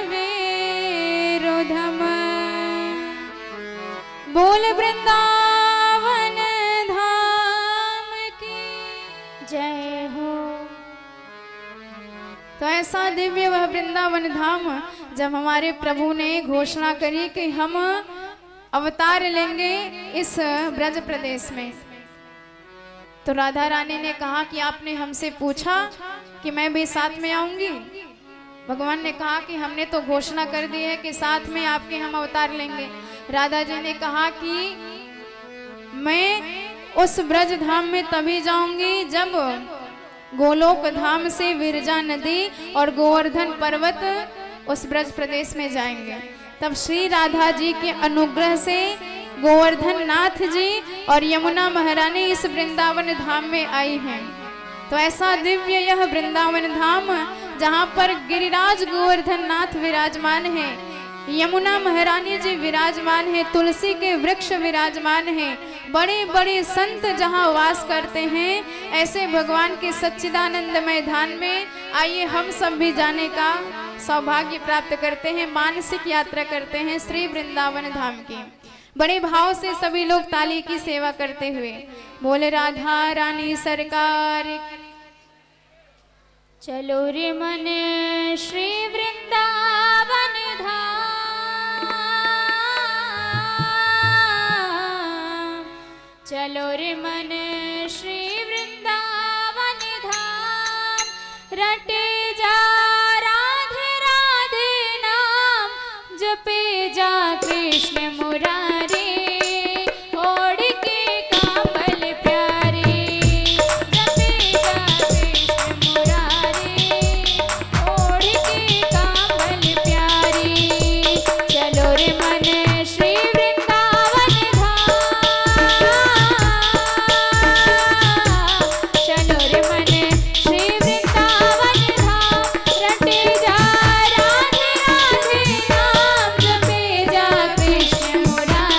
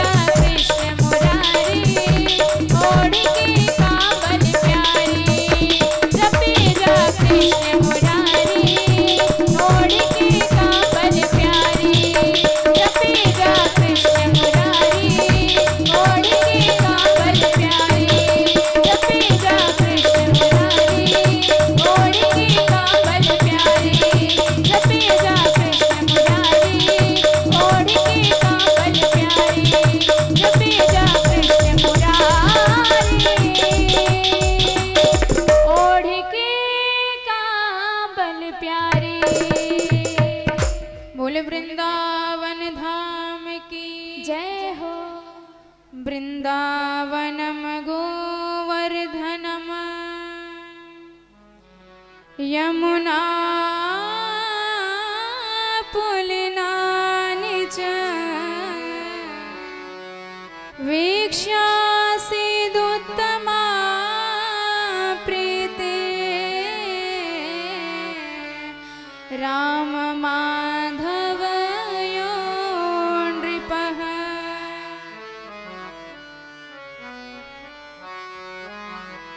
और जब 4 वर्ष की अवस्था में हमारे कन्हैया सारे ग्वाल बालों के साथ अपने सखाओं के साथ श्री वृंदावन में प्रवेश किए, भगवान ने सबसे पहले गोवर्धन नाथ गिरिराज का शिखर देखा, यमुना जी का जल देखा, चारों तरफ हरियाली देखी। हमारे कन्हैया परम गदगद हो गए। भगवान ने बलराम जी से कहा कि यहाँ अपनी गैया खूब आनंद से घास चरेंगी और प्रसन्न रहेंगे। और एक दिन कन्हैया ने मैया से कहा कि मैया यहाँ वृंदावन में हम गैया चराने जाएंगे। मैया ने कहा कि लाला अभी तो खूब अपने आप को अच्छे से संभालना सीख ले, तब जाके बाद में गैया चराना। और लाला मुंह फुलाए के बैठ गए जब आदेश नहीं मिला तो मैया ने लाला की इच्छा देख करके कहा कि अभी तू छोटे छोटे बछड़ा ने चरावा सीख ले, बाद में गैया चराना। तुम्हारे प्रभु छोटे छोटे वत्स का चारण करने लगे। और इधर एक दिन सारे ब्रजवासियों के साथ कन्हैया वृंदावन में वत्स चारण कर रहे थे, तो भगवान के उन्हीं बछड़ों में एक वत्सासुर नाम का दैत्य आकर के बैठ गया। भगवान ने पहचान लिया और उसका तुरंत वध कर दिया। तो किसी ने कहा कि वत्स बछड़ा तो धर्म का प्रतीक होता है और भगवान ने उसका ही वध कर दिया। तो भगवान कहते हैं कि हम धर्म की रक्षा करते हैं, धर्माभास के नहीं। यदि धर्म के चोले में आतंकवाद पुष्ट हो रहा है तो सबसे बड़ा धर्म यही है कि तुरंत उसका नाश कर दिया जाए, भले ही वह आवरण धर्म का स्वीकार किए हो। तो भगवान यही शिक्षा प्रदान करते हैं।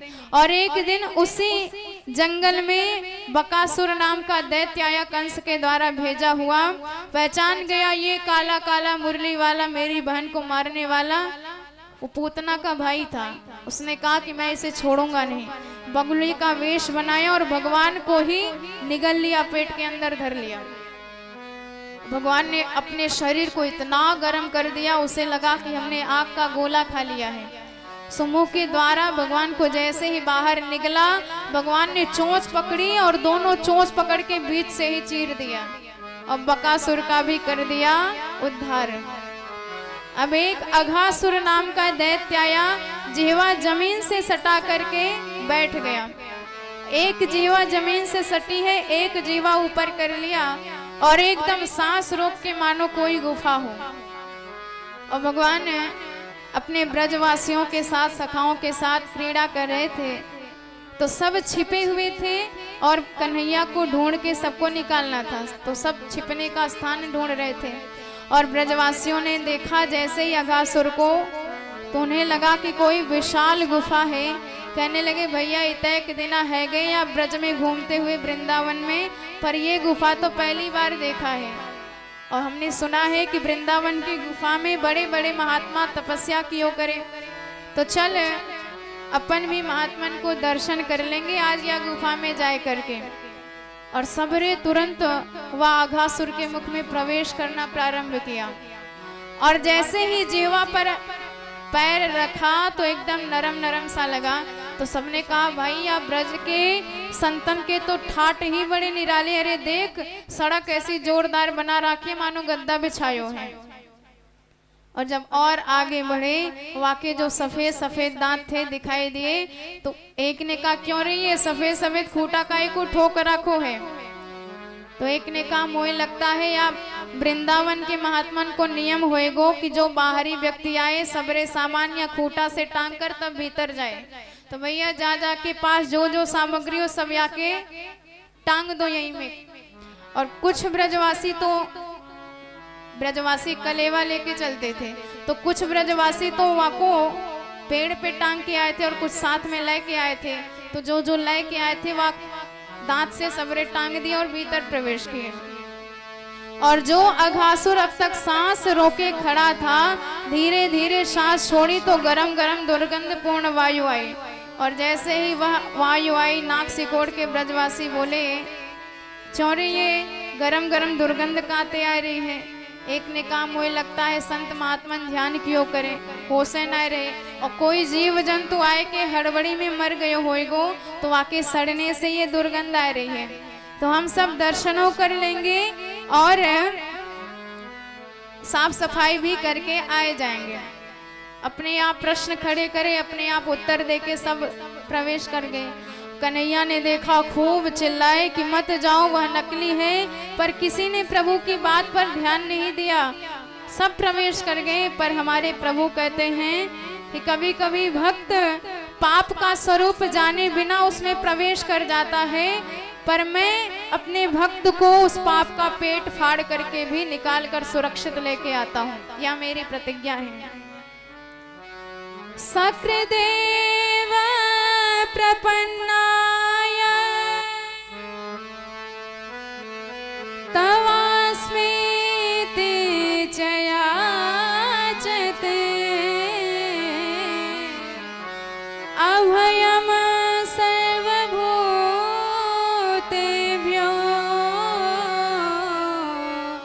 ददाम्येतद्व्रतम् मम। भगवान कहते हैं कि ये मेरा व्रत है। आपने एक बार गलती से भी अपने आप को भगवान के ऊपर सौंप दिया कि प्रभु हम तुम्हारे हैं, हमारी सारी जिम्मेदारी आपके कंधों पर है। भले ही हम वह भूल जाएं कि हमने अपने आप को भगवान को सौंपा है, हम भले ही भूल जाएं, पर भगवान कभी वह बात नहीं भूलते हैं। और जब भी हम संकट में पड़ते हैं तो भगवान किसी ना किसी प्रकार से हमारी रक्षा अवश्य करते हैं। अरे जब बच्चा मल में लिपटा रहता है, कीचड़ इत्यादि लगा रहता है, तो भले ही बाहर वाले दूर दूर से उसे देख करके भाग जाएं, पर माँ देखेगी तो माँ उसे तुरंत साफ करेगी, नहलाएगी, धुलाएगी, बढ़िया कपड़ा पहनाएगी, आंखों में काजल लगा देगी, सुंदर सजा देगी। तब सारी दुनिया उसे लेने के लिए व्याकुल हो जाती है। तो ठीक इसी प्रकार जो जीव मल के कीचड़ से सना हुआ है, भले ही कोई उसकी उपेक्षा करे, पर भगवान कभी भी अपने भक्तों की उपेक्षा नहीं करते हैं, सदा अपने भक्तों का साथ दिया करते हैं और अपने भक्तों को संकटों से बचाया करते हैं। तो भगवान तुरंत अघासुर के मुख में स्वयं प्रवेश कर गए। उसकी श्वास नली में जाके अपने शरीर को इतना बढ़ाया कि श्वास अवरुद्ध हो गया, ब्रह्मरंध्र फट गया, और उसी ब्रह्मरंध्र से भगवान सारे ब्रजवासियों को बाहर निकाले और स्वयं निकले और अघासुर का भी उद्धार कर दिया। बोल भक्त वत्सल भगवान की जय हो। अब अघासुर का उद्धार किया। परीक्षित जी ने कहा महाराज इसका भी उद्धार हो गया। सुखदेव जी कहते हैं कि अरे जिस पापनी पूतना तक को भगवान ने तार दिया, तो ये तो भगवान को पेट में ही धर के मरा है, तो इसका उद्धार कैसे नहीं होता।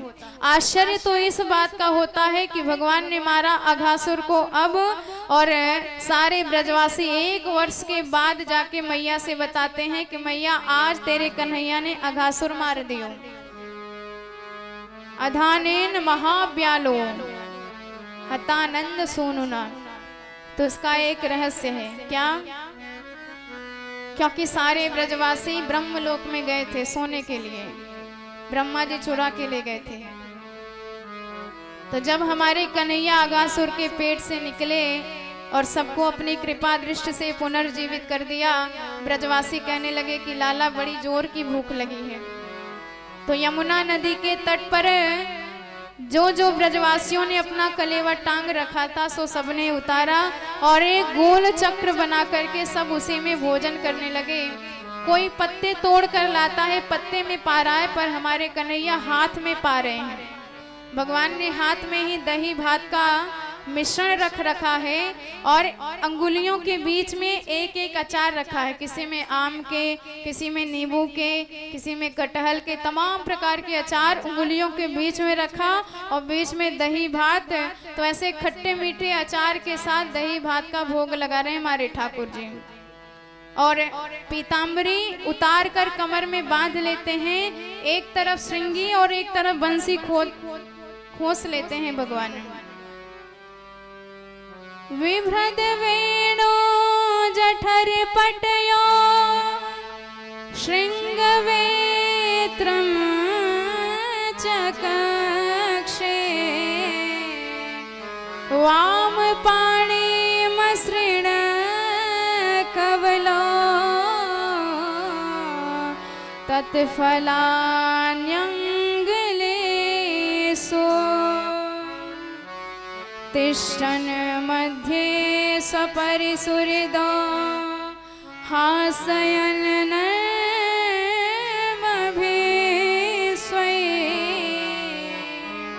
स्वर्गे लोके मिषति बुभुजै यज्ञभुक् बालिके और कभी कभी तो प्रभु किसी का जूठा मीठा भी खा लेते हैं और कभी कभी एक दूसरे पर हास परिहास करके मजाक भी करने लग जाते हैं। और बड़े बड़े देवता स्वर्ग से यह भगवान की विचित्र भोजन लीला देख रहे हैं। ब्रह्मा जी को देखकर परम आश्चर्य हो गया, बुद्धि भ्रमित हो गई कि ये कैसा भगवान है। अरे भाई, भोजन करने का नियम होता है, पवित्रता से आसन पर बैठकर शांति पूर्वक भोजन किया जाता है, पर यहाँ तो आसन का कोई काम ही नहीं। यमुना जी के तट पर विराजमान है, पात्र का कोई विचार ही नहीं, हाथ पर ही भोजन पा रहे हैं। जूठे मीठे का भी विचार नहीं, किसी से कुछ मांग के खा रहे हैं, किसी से कुछ मांग के खा रहे हैं, किसी का आधा लड्डू छोड़ के खा रहे हैं, किसी की जूठी कढ़ी खा रहे हैं। ये भगवान हो ही नहीं सकते हैं। कभी कभी तो खाते खाते हास परिहास भी करने लग जाते हैं। मैं परीक्षा लूंगा इनकी। सो इधर भगवान भोजन कर रहे थे और उधर बछड़े चर रहे थे, तो सारे बछड़े चुरा करके ब्रह्मलोक में रख दिया ब्रह्मा जी ने। और इधर जब भगवान को याद आई तो भगवान ने ब्रजवासियों से कहा, तुम सब खाते रहो, हम अभी बछड़ों को देख कर आते हैं। अब बछड़ों को देखने के लिए जैसे ही भगवान उधर गए और ब्रह्मा जी इधर से सारे ब्रजवासी लेके गायब, और सारे बछड़े सारे ब्रजवासी गायब हो गए। भगवान ने ध्यान लगाया, ब्रह्मा जी की सारी करतूत समझ में आ गई। भगवान ने कहा कि अच्छा, हमारी परीक्षा ली जा रही है, और भाई जो जिस विद्या का पारंगत हो, यदि उसे आप उसी विद्या में हराओगे तब आपकी विद्वता स्वीकार करेगा।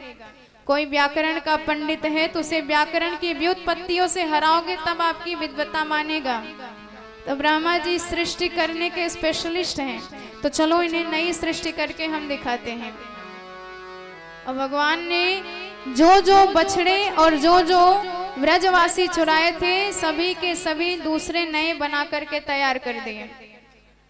यावद वत्स पवस काल्प कवपुर यावत् करान्यादिकम् यावद्यष्टि विषाण वेणुदल सिंह यावद्विभूषाम्बरम् यावच्छील गुणाभिधाकृतिवयो यावद्विहारादिकम्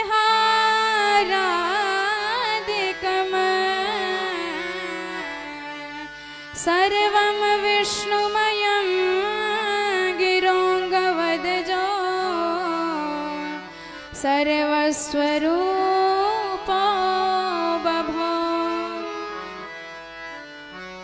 भगवान ने इतना सूक्ष्म निर्माण किया है कि वही अवस्था, वही विचारधारा, और उनके आभूषण भी बन गए, उनके वस्त्र भी बन गए, उनके लाठी डंडा भी बन गए। और तो और कोई अंगूठा लगाए तो रेखाएं भी वही, इतना सूक्ष्माति सूक्ष्म भगवान ने नई सृष्टि बना दिया। अब 1 साल तक सब वृंदावन में आते रहे जाते रहे और किसी को पता नहीं चला। हमारे बलराम जी को भी पता नहीं चला कि ये सब असली नहीं है, नकली है, सब भगवान ही बने डोल रहे हैं। और इधर ब्रह्मा जी ने सोचा कि चलो देखते हैं क्या हाल है। और ब्रह्मा जी जब धरती पर आए, देखे तो वही बच्चे, वही बछड़े। ब्रह्मा जी परेशान हो गए, ब्रह्मलोक में देखा तो सब के सब वहीं पर दिखाई दिए। जान गए कि मैंने साक्षात भगवान की परीक्षा ली है, अपराध हो गया है हमसे। तुरंत ब्रह्मा जी सारे बछड़े सारे ब्रजवासी लाए, भगवान को सौंपे, चरणों में प्रणाम करने लगे, पर भगवान ने बात तक नहीं करी। क्योंकि जो भक्त को भगवान से दूर कर देता है वह सबसे बड़ा अपराधी माना जाता है। 40 श्लोकों में ब्रह्मा जी ने दिव्य भगवान की स्तुति गाई, भगवान को मनाने का प्रयास किया। नौमीड्यते भ्रवपुसम तडिदं बराय गुंजावतन सपरिपे छले सन्मुखाय वन्यस्त्रजे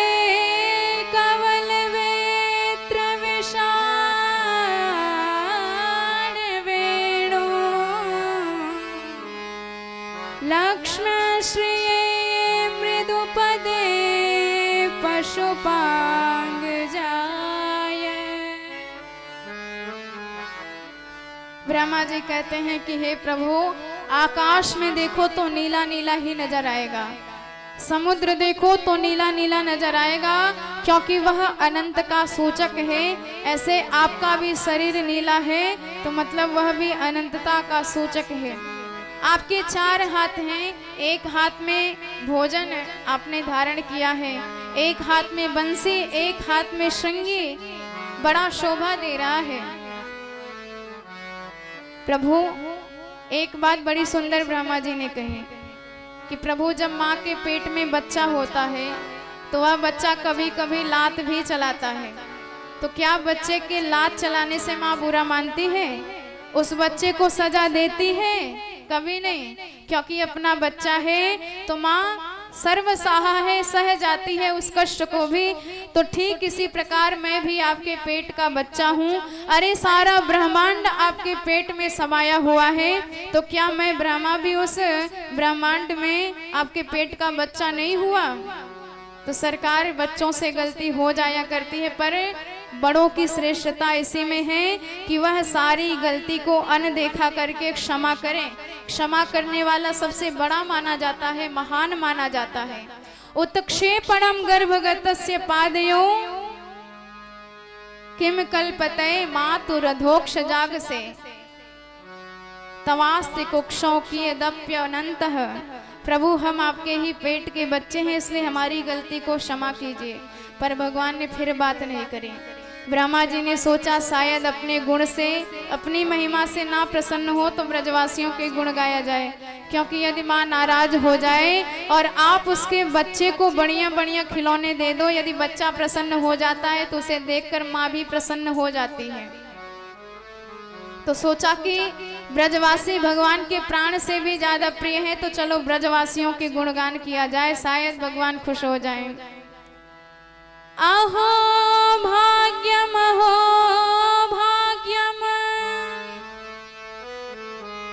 नंद गोपाभिनंदिता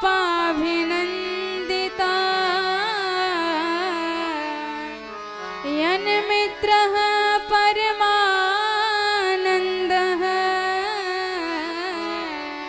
पूर्ण ब्रह्म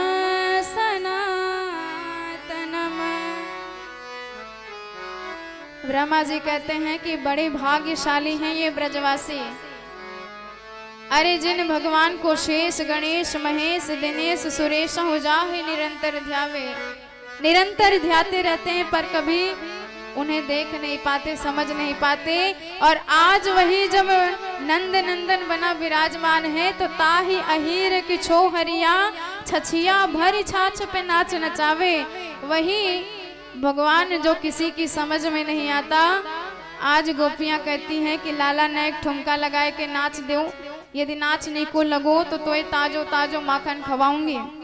सो कन्हैया माखन के लिए, छाछ के लिए नृत्य करके दिखाते हैं, जिसकी इशारे पर सारा ब्रह्मांड नाचता है। आज वह गोपियों के इशारे पर नाच रहा है, तो धन्य है, बड़ भागी है ये ब्रजवासी।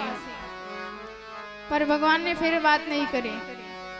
अंतिम में ब्रह्मा जी कहते हैं कि प्रभु, इन ब्रजवासियों के ऋण से आप कभी उऋण नहीं हो पाओगे। भगवान ने कहा वो कैसे? ब्रह्मा जी ने कहा कि क्या दोगे? भगवान कहते हैं कि हम अनंत कोटि ब्रह्मांड नायक हैं, एक ब्रह्मांड का राज्य इनके नाम कर देंगे। तो ब्रह्मा जी कहते हैं कि प्रभु, जिसके आंगन में अनंत कोटि ब्रह्मांड नायक स्वयं नाच रहा हो, वह ब्रह्मांड का राज्य लेकर क्या करेंगे? तो भगवान ने कहा इन्हें अपने धाम में बुला लेंगे। तो ब्रह्मा जी कहते अपने धाम में किसे नहीं बुलाया आपने? अरे जो पूतना मारने आई थी, उस पूतना को भी अपने धाम में बुला लिया, तो यदि उसी धाम में भक्तों को भी भेज दोगे तो भक्त और दैत्य में अंतर क्या रह जाएगा? भगवान ने कहा तो इनके पूरे परिवार को बुला लेंगे। ब्रह्मा जी ने कहा पूतना के खानदान में किसको आपने छोड़ा है? सद्वेषादिव पूतनापि त्वामेव देवा पिता। भगवान ने कहा तो क्या करें, कैसे बचें, इनके ऋण से ऋण हो पाए?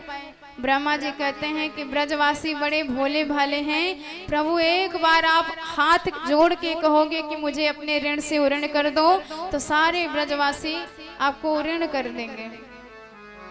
भगवान बात ही नहीं करते ब्रह्मा जी से, मानते ही नहीं, उन्हें क्षमादान देते ही नहीं।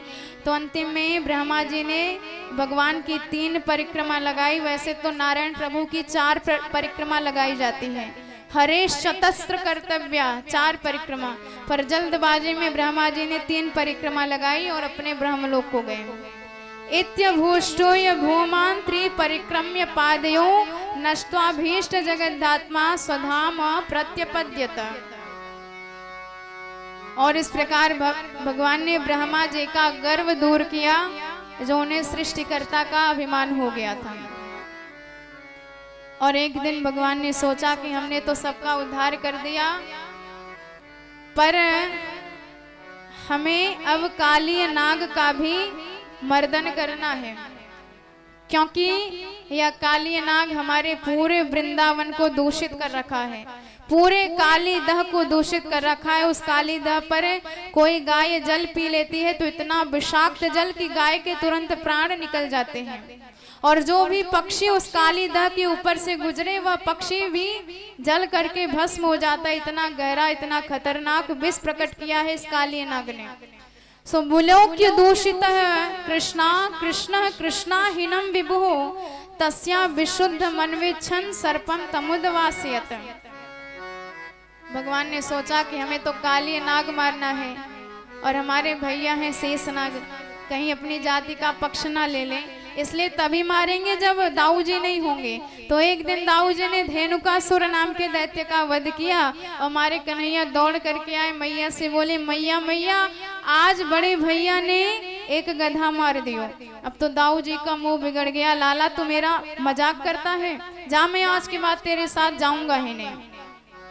और दाऊ जी तो घर में रहे, और इधर कन्हैया श्री दामा मधुमंगल इत्यादि सखाओं के साथ काली दह पे क्रीड़ा करने गए। और भगवान ने जानबूझकर खेलते खेलते गेंद यमुना जी में डाल दिया। श्री दामा रूठ गए, तो प्रभु एक कदम पर चढ़ गए। श्री दामा ने कहा कन्हैया गिर मत जाइयो, प्रभु ने कहा मत घबराइयो, और प्रभु जानबूझकर तुरंत छलांग लगाए और सीधे काली दह में कूद गए।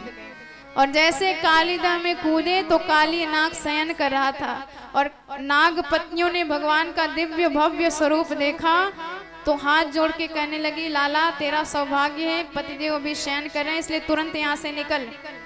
कन्हैया ने जोर से कही जगाए दे अपने स्वामी को, हम तो बातें मिलवे ही आए हैं। कन्हैया इधर कालीदह में कूदे, उधर यशोदा मैया को पता चला तो पूरा ब्रज प्रदेश कालीदह पे आया, और जब भगवान को गिरा देखा तो सब रुदन कर रहे हैं। और इधर काली नाग जगा तो अत्यंत क्रोधित हो गया, भगवान को ही अपने पास में बांध लिया। भगवान ने शरीर को बढ़ाया, जैसे काली नाग के बंधनों में शिथिलता आई, कूद करके तुरंत प्रभु काली नाग के फण पर विराजमान हो गए। 101 फण काली नाग के थे। प्रभु एक फण पे विराजमान है तो दूसरा फण बढ़ाता है काटने के लिए, तो कूद कर प्रभु उस फण पे विराजमान हो जाते हैं। ऐसे भगवान ने कूद कूद कर काली नाग के फण पर ऐसा जबरदस्त नृत्य किया। आकाश में खड़े खड़े देवता देखकर बड़े हर्षित हो रहे हैं, सब पुष्प वर्षा कर रहे हैं, गंधर्व गान करने लगे, अप्सराएं नृत्य करने लगी और विभिन्न वाद्य यंत्रों के द्वारा भगवान का सहयोग किया जा रहा है। और भगवान ताल से ताल मिला करके बड़ा जोरदार नृत्य काली नाग के फड़ों पर कर रहे हैं। आइए हम सब भी सूरदास बाबा के शब्दों में वह भगवान का दृश्य नृत्य करते हुए काली नाग के फड़ पर अपने हृदय में ही देखते हैं। तांडव गति मुंडन पर नाचत गिरधारी, तांडव गति मुंडन पर नाचत गिरधारी, तांडव गति मुंडन पर नाचत गिरधारी, तांडव गति मुंडन पर नाचत गिरधारी, तांडव गति मुंडन पर नाचत गिरधारी, तांडव गति मुंडन पर नाचत गिरधारी, नाचत गिरधारी, नाचत बनवारी, नाचत गिरधारी, नाचत बनवारी, तांडव गति मुंडन पर नाचत गिरधारी, तांडव गति मुंडन पर नाचत गिरधारी, तांडव गति मुंडन पर नाचत गिरधारी। पम पम पम पग पटकत फम फम फम विनति पर बिम बिम बिम विनति करत नाग वधूहारी, तांडव गति मुंडन पर नाचत गिरधारी, तांडव गति मुंडन पर नाचत गिरधारी, तांडव गति मुंडन पर नाचत गिरधारी। ससिक ससिक सनकादिक नंदन नन्नारद मुनि मम मम मम महादेव बम बम बलिहारी, तांडव गति मुंडन पर नाचत गिरधारी, तांडव गति मुंडन पर नाचत गिरधारी, तांडव गति मुंडन पर नाचत गिरधारी, तांडव गति मुंडन पर नाचत गिरधारी। विविध विविध विद्याधर दम दम दम देव सकल गंग गंग गंगुनि गंधर्व नाचत देतारी, तांडव गति मुंडन पर नाचत गिरधारी, तांडव गति मुंडन पर नाचत गिरधारी, तांडव गति मुंडन पर नाचत गिरधारी, तांडव गति मुंडन पर नाचत गिरधारी। सूरदास प्रभु की वाणी किं किं किन्हु न जान, छन छन छन चरण परत निर्भय कियो काली, तांडव गति मुंडन पर नाचत गिरधारी, तांडव गति मुंडन पर नाचत गिरधारी, तांडव गति मुंडन पर नाचत गिरधारी, तांडव गति मुंडन पर नाचत गिरधारी। नाचत गिरधारी, नाचत बनवारी, नाचत गिरधारी, नाचत बनवारी, नाचत गिरधारी, नाचत बनवारी, तांडव गति मुंडन पर नाचत गिरधारी, तांडव गति मुंडन पर नाचत गिरधारी, तांडव गति मुंडन पर नाचत गिरधारी, तांडव गति मुंडन पर नाचत गिरधारी, नाचत गिरधारी, नाचत बनवारी, नाचत गिरधारी। बोले नटवर नागर भगवान की जय हो। तो इस प्रकार भगवान ने इतना जबरदस्त नृत्य किया काली नाग के फड़ पर कि देख देख कर सारे देवता निहाल हो गए। और अब जैसे ही नाग पत्नियों ने देखा तो उनके होश उड़ गए कि जिसे हम छोटा सा बालक समझ रहे थे, इसके तो पेट में ही दाढ़ी निकल पड़ी। यदि ये ऐसे ही 2 मिनट और नृत्य करता रहा तो हमारे सरकार की हो गई छुट्टी। तत्तान ममर्द खल दंड दरोंग्री पातई सतैक शीश्रम, 101 शीश थे और भगवान ने सारे फण उसके फोड़ डाले। सारे फण पर भगवान ने अपने चरणों की मुहर बना के रख दी। जब कालियानाग को भगवान की भगवत्ता समझ में आई, तब वह कालियानाग मन ही मन भगवान को प्रणाम करने लगा। तच्चित्र तांडव विरुग्ण फणात पत्रों, रक्तम मुखे रुर्वमन नृप भग्न गात्र, स्मृत्या चराचर गुरुम पुरुषम पुराणम, नारायणम तमरणम मनसा जगाम। भगवान का मन ही मन ध्यान लगाया, प्रणाम करने लगा। और इधर नाग पत्नियों ने भगवान की स्तुति गाई। प्रभु आप ही हम जैसे उद्दंड को दंड देने के लिए ऐसी ऐसी लीला करते हो, और इसमें भी हमारे ऊपर अनुग्रह ही छुपा हुआ है, आप हम पर कृपा ही कर रहे हो। भगवान ने कहा कि हमने तुम्हारे स्वामी के सारे फण फोड़ डाले और तुम्हें कहां से अनुग्रह दिखाई दे रहा है। तब इस पर नाग पत्नियों ने कहा, सरकार यही तो बात है, दिन रात आप कृपा करते रहते हो पर आपकी कृपा कभी हमें समझ में नहीं आती। रिपो सुता नाम पितुल्य दृष्टे दर्शे दमम फल मेवानुशंसः। जैसे किसी अपराधी को पुलिस पकड़ करके ले जाती है, तो पकड़ के ले जाने में भी उस पर अनुग्रह ही हो रहा है, क्योंकि उसका सुधार किया जा रहा है। ऐसे ही हम जगत में हर पग पग पर विश्वास कर लेते हैं, पर जब विश्वास करने की बारी आए भगवान के ऊपर, तब हमारी बुद्धि में तमाम प्रकार के षड्यंत्र चलने लगते हैं, तब तमाम प्रकार के तर्क कुतर्क चलने लगते हैं। हम विदेश गए और पता बताया, ड्राइवर को दिखाया कि भाई इस पते पर पहुंचना है, हमें पहुंचा दोगे? ड्राइवर ने कहा ठीक है पहुंचा देंगे। अब विदेशी व्यक्ति आपको उस पर इतना विश्वास है कि हमें ले ही जाएगा इस पते पर, तो इतना विश्वास है। और नाई की दुकान पर आप बैठ गए, नाई से कहा कि फटाफट दाढ़ी बना दो, पहना सा उस तरह आपके गले पर घुमा रहा है, पर आपको विश्वास है कि दाढ़ी बनाएगा, गला नहीं बनाएगा। तो इतना विश्वास उस नाई पर है, पर जब विश्वास करने की बारी आती है भगवान पर, तब तमाम प्रकार के हमारे मन में तर्क और कुतर्क चलने लग जाते हैं। तो प्रभु आपने जो मेरे स्वामी को दंड दिया है, यह भी आपकी कृपा है, क्योंकि कभी कभी जीवन में हमें जब कष्ट मिलता है, हमें दंड मिलता है, तो समझ जाओ हमारे किसी पाप को भगवान ने दूर कर दिया है। तो नाग पत्नियां कहती है, सरकार आपकी कृपा नहीं तो और क्या है। अरे भोलेनाथ दिन रात आपका नाम जपते रहते हैं, दिन रात आपका ध्यान करते रहते हैं, पर आपने कभी भी उनके सिर पर चरण नहीं रखा तो सिर्फ चरणोदक रखा है। बलि महाराज ने अपना सब कुछ दान दे दिया, त्रैलोक्य दान में दे दिया, पर आपने चरण रखा तो मात्र एक चरण रखा। पर हमारे स्वामी को ना दान देना पड़ा, ना ध्यान करना पड़ा, ना जप करना पड़ा, ना सत्कर्म करना पड़ा, ना तपस्या करनी पड़ी, पर आपने दोनों के दोनों चरण हमारे स्वामी के सिर पर रख दिए। ये आपकी कृपा नहीं तो और क्या है। तो कृपा समझने से समझ में आती है, अब समझना ही नहीं चाहोगे तो फिर भगवान जाने।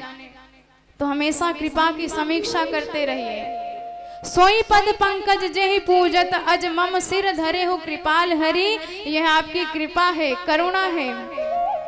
अंतिम में नाग पत्नियों ने कहा कि सरकार हमें आपसे कुछ नहीं चाहिए, लेकिन एक चीज चाहती हैं। क्या? न नाक पृष्ठम न च सार्वभौमम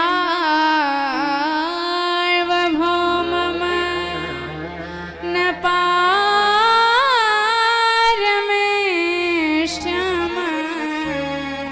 न रसाधिपत्यम्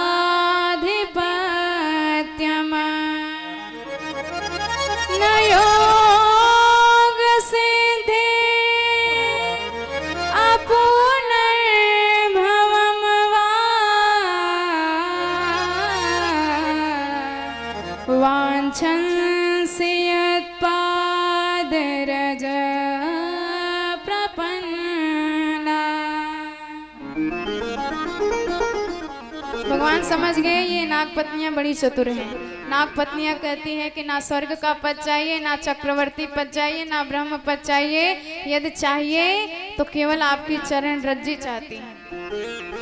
अब भाई कोई गंगा जी में स्नान कर रहा हो और आप उससे जाके कहो कि आपका चरण रज चाहिए, तो जब वह गंगा जी से बाहर निकलेगा, जमीन पर पैर रखेगा, तब जाके चरण में रज लगेगी, तब आपको चरण रज मिलेगी। सब भगवान समझ गए कि ये अपने पति देव के सिर पर से हमें उतारना चाहते हैं। अंतिम में स्पष्ट कह दिया नागपत्नियों ने कि पति प्राण प्रदीयताम, प्रभु हमारे पतिदेव के प्राणों को हमें प्रदान करिए। तब भगवान नीचे उतरे और जैसे ही भगवान नीचे उतरे कि काली नाग फिर अकड़ के खड़ा हो गया तन के। भगवान ने कहा देख लो देवियों, एक तरफ आप सिर झुका रही हो और दूसरी तरफ ये अकड़ दिखा रहा है। नागपत्नियों ने कहा तुरंत माथा झुकाओ, नहीं तो फिर ठुमका लगाना प्रारंभ कर दिए तो लेने के देने पड़ जाएंगे। उसने कहा कि मैं ऐसे कैसे झुक जाऊं, अरे हर अपराधी को मौका मिलना चाहिए सफाई देने का। भगवान ने कहा दो सफाई क्या देना चाहते हो? उसने कहा सरकार पहले ये बताओ इस ब्रह्मांड की रचना कौन करता है? भगवान बोले हम करते हैं। अच्छा ये बताओ इस ब्रह्मांड में सर्पों को किसने बनाया? भगवान बोले हम बनाए। अच्छा सर्पों को क्रोधी स्वभाव किसने दिया? भगवान बोले हमने दिया। और सर्पों के मुख में जहर किसने भरा? भगवान बोले हमने भरा। काली नाग ने कहा सरकार फैसला तो हो गया। क्या फैसला हो गया? की जय हो। तो उसने कहा कि वयम खला सहोत्पत्न्या तामसा दीर्घ मन्यवः। तो प्रभु जो आपने हमें दिया वही हमने आपको भी प्रदान कर दिया, तो हमारी गलती आपने कहाँ से सिद्ध कर दी? भगवान ने कहा कि बात तो ठीक है, पर भाई हमने तुम्हारे लिए दूसरा स्थान भी बनाया है, रमणक द्वीप। वहाँ केवल सर्प ही सर्प निवास करते हैं, तो गंदगी फैलाने यहाँ क्यों आए? काली नाग ने कहा इसका भी कारण आपका वाहन गरुण है, क्योंकि गरुण रमणक द्वीप आता है, हजारों सर्पों का नित्य संहार करता है।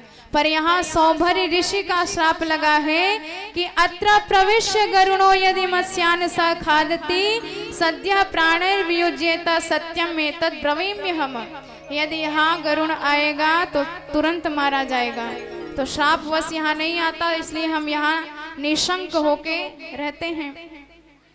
भगवान ने कहा यदि ये बात है तो आज के बाद चिंता मत करना, आज के बाद गरुण तुझे कभी भी आंख उठा के नहीं देखेगा, क्योंकि मैंने नृत्य कर करके तेरे सिर पर अपने चरण का मुहर जो लगा दिया है। पहले तू फालतू था, पालतू हो गया है। तो देखिए फालतू और पालतू कुत्ते में क्या अंतर है? पालतू कुत्ते जितना बड़ा मालिक उतना बड़ा इनका ठाट भी होता है, कभी कभी तो एयर कंडीशन में भी घूमते हैं। और फालतू कुत्ते बेचारे इधर उधर जूठी पत्तल चाटते हैं, पर तब भी इधर उधर जाते हुए कोई ना कोई दो चार डंडा मसक ही देता है। तो बेचारे जूठी पत्तल भी चाट रहे और डंडा भी खा रहे हैं। लेकिन पालतू और फालतू कुत्ते का एक पहचान भी है। पालतू कुत्ते का पहचान ये है कि वो अपने गले में मालिक के नाम का पट्टा लगाए हुए हैं। तो ठीक किसी प्रकार आप भगवान के पालतू कब माने जाओगे? जब आपके गले में तुलसी की माला होगी, माथे पर तिलक होगा, तब आप भगवान के पालतू माने जाओगे। और यमराज की भी हिम्मत नहीं होगी। द्वादश तिलक देख रघुवर के यम के दूत निकट नहीं आवे। यमराज के दूत भी हाथ लगाने से घबराते हैं कि ये भगवान का है, यदि हमने हाथ लगा दिया तो भयंकर दंड मिलेगा, क्योंकि ये भगवान का है। इसने भगवान के नाम का तिलक, भगवान के नाम की कंठी धारण की है। और फालतू वो है जो ना तो तिलक लगाते हैं ना तो गले में कंठी धारण करते हैं। तो अब जाके वह काली नाग परम संतुष्ट हुआ और भगवान को ही अपने फण पर सवार करके जैसे ही यमुना जल से बाहर निकला, मैया ने देखा तो चीख निकल गई। कन्हैया ने समझाया मैया चिंता मत करो, ये तो मेरा चेला बन गया है, अभी हाल ही में आपको अपने नाम की कंठी दी है। तो मैया प्रसन्न भई, लाला तेरी लीला तू ही जान। और बाहर निकले तो तो भगवान की ही इच्छा से उस रात सारे जंगल में आग लग गई और भगवान ने सारे अग्नि का पान किया। तमग्निम अपिवत तीव्रम अनंतोनंत शक्तिभृत। और कालांतर में बड़ा भव्य सुंदर शरद काल आया और उस शरद काल में सारे मौसम इतने सुंदर हो गए, नदियों का जल परम सुंदर हो गया, शीतल हो गया और निर्मल हो गया। कमल खिलने लगे, चारों तरफ हरियाली ही हरियाली छाई हुई है। और आज उस हरी भरी शोभा में हमारे मदन मोहन का मन अत्यंत मोहित हो गया। इत्थम सर स्वच्छ जलम पद्मा कर सुगंधि नाम न्यविशत वायुना वाता सगो गोपाल को च्युतः। और आज मदन मोहन का मन इतना मोहित हो गया कि भगवान का मन आज हुआ कि बंशी बजाएंगे। और बड़े ही भाव से हमारे सरकार ने, हमारे बांके बिहारी भगवान ने बांसुरी में आज स्वर छेड़ा। और वह स्वर इतनी प्यारी, वंशी की ध्वनि इतनी प्यारी कि वह रव जिसके भी कान में गई, वह तान जिसके गई कान, वही भूल गया अपना समस्त भान। अब सराय गान कर रही थी पर भगवान की वंशी का तान सुन करके भ्रमित हो गई, ताल छूट गया, सारे स्वर टूट गए। और इधर गोपियां घर में काम कर रही हैं पर भगवान की वही बंसी की ध्वनि सुनाई दी। तो वह बंसी वाला सामने नजर आने लगा। एक चित्र मन में गोपियों ने बना लिया, हमारे कन्हैया बंसी बजाते कैसे लगते हैं। परम रसिकेश्वर, रसों के भी रस आज लग रहे हैं, हमारे कन्हैया रस राज लग रहे हैं। आइए बड़े भाव से हम भी उसी बंसी वाले का, उसी बांके बिहारी सरकार का दर्शन करते हैं। बड़े भाव से सभी लोग ताली की सेवा करते हुए बोल बांके बिहारी लाल की जय हो। रसिया है मेरो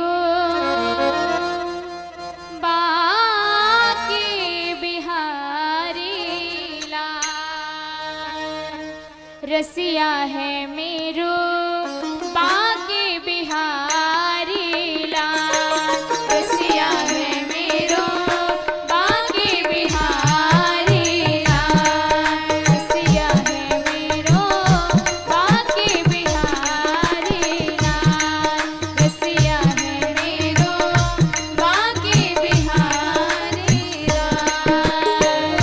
बांके बिहारी लाल,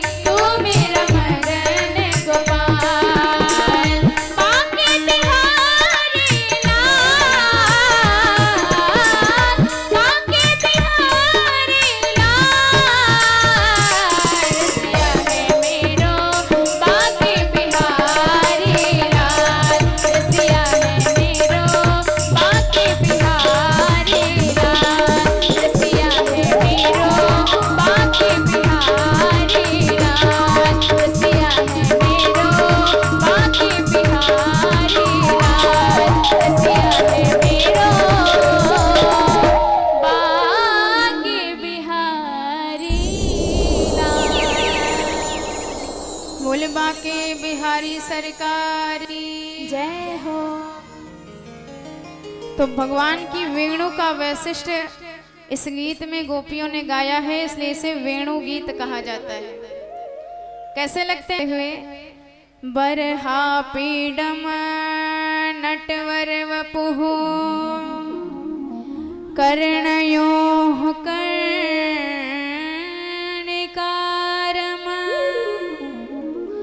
बिभ्रद्वासं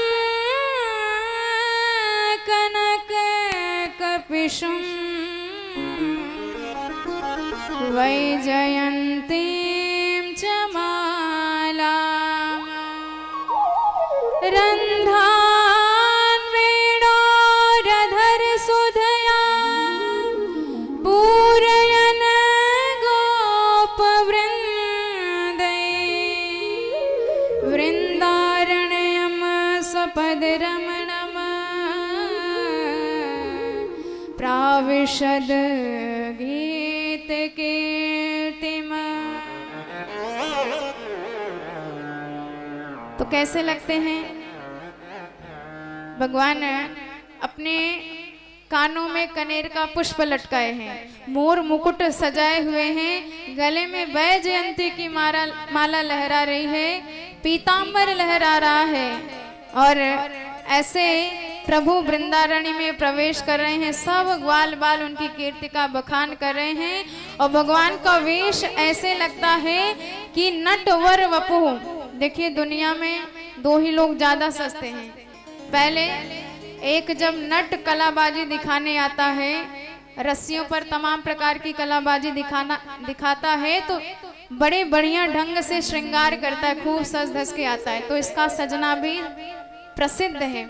और दूसरे वर पुरुषों को जीवन में एक बार ही सजने का मौका मिलता है, विवाह के दिन, शादी के दिन। तो जब दूल्हा बनता है तो सारे जीवन की कसर उसी दिन पूरी कर लेता है, इतना सस्ता है। तो वर का सजना भी बड़ा प्रसिद्ध है, पर हमारे प्रभु का दिव्य भव्य श्रृंगार इतना अच्छा लग रहा है, इतना सुंदर है। भगवान इतने सुंदर दिखाई देते हैं कि इनके सामने नट और वर दोनों फेल हो जाते हैं। ऐसा दिव्य भव्य भगवान का श्रृंगार। और जब प्रभु वेणुनाद करते हैं तो त्रैलोक्य उस वेणुनाद से प्रभावित हो जाता है। गोपियां कहती हैं कि मुरहन रंध्रे समय माकुर मुरली रवम मधुरम नीर समेता रसताम कृशानुतप्येति कृशतरताम। गोपियां कहती हैं कि प्रभु भोजन बनाने के समय आप बंसी ना बजाया करो। भगवान कहते क्यों? गोपियां कहती सरकार आपकी बंसी में वह वैशिष्ट्य है, वह चमत्कार है कि सारे गुण परिवर्तित हो जाते हैं। अग्नि पानी बन जाती है और जो जड़ है वह चेतन हो जाता है, चेतन जड़ हो जाता है। और जब हम भोजन बनाने के लिए अग्नि जलाते हैं और तभी आपकी बंसी बज पड़ती है, और जैसे ही बंसी बजी तो सारी अग्नि जल में परिवर्तित हो जाती है और हमारी अग्नि बुझ जाती है, तो भोजन बन ही नहीं पाता है। तमाम प्रकार के वैशिष्ट इस वेणु गीत में भगवान के बताए गए हैं। अब कालांतर में हेमंत ऋतु आई तो उस हेमंत के प्रथम मास मार्ग शीर्ष महीने में गोपियां भगवती कात्यायनी मैया की खूब बड़े भाव से, बड़े श्रद्धा से पूजा करती हैं और सुबह 4 बजे उठकर ही यमुना जी में स्नान कर लेती हैं। और भगवान ने सोचा कि इस तरह निर्वस्त्र होकर यमुना जी में स्नान करने से वरुण देव का अपमान होता है, तो गोपियों को उसकी शिक्षा देनी चाहिए।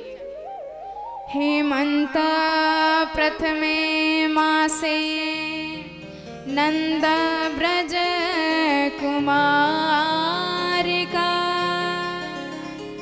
चेरुर हवेश बुंजाना कात्यायन्यर्चन व्रतन कात्यायनी महामाये महायोगिन्यधीश्वरी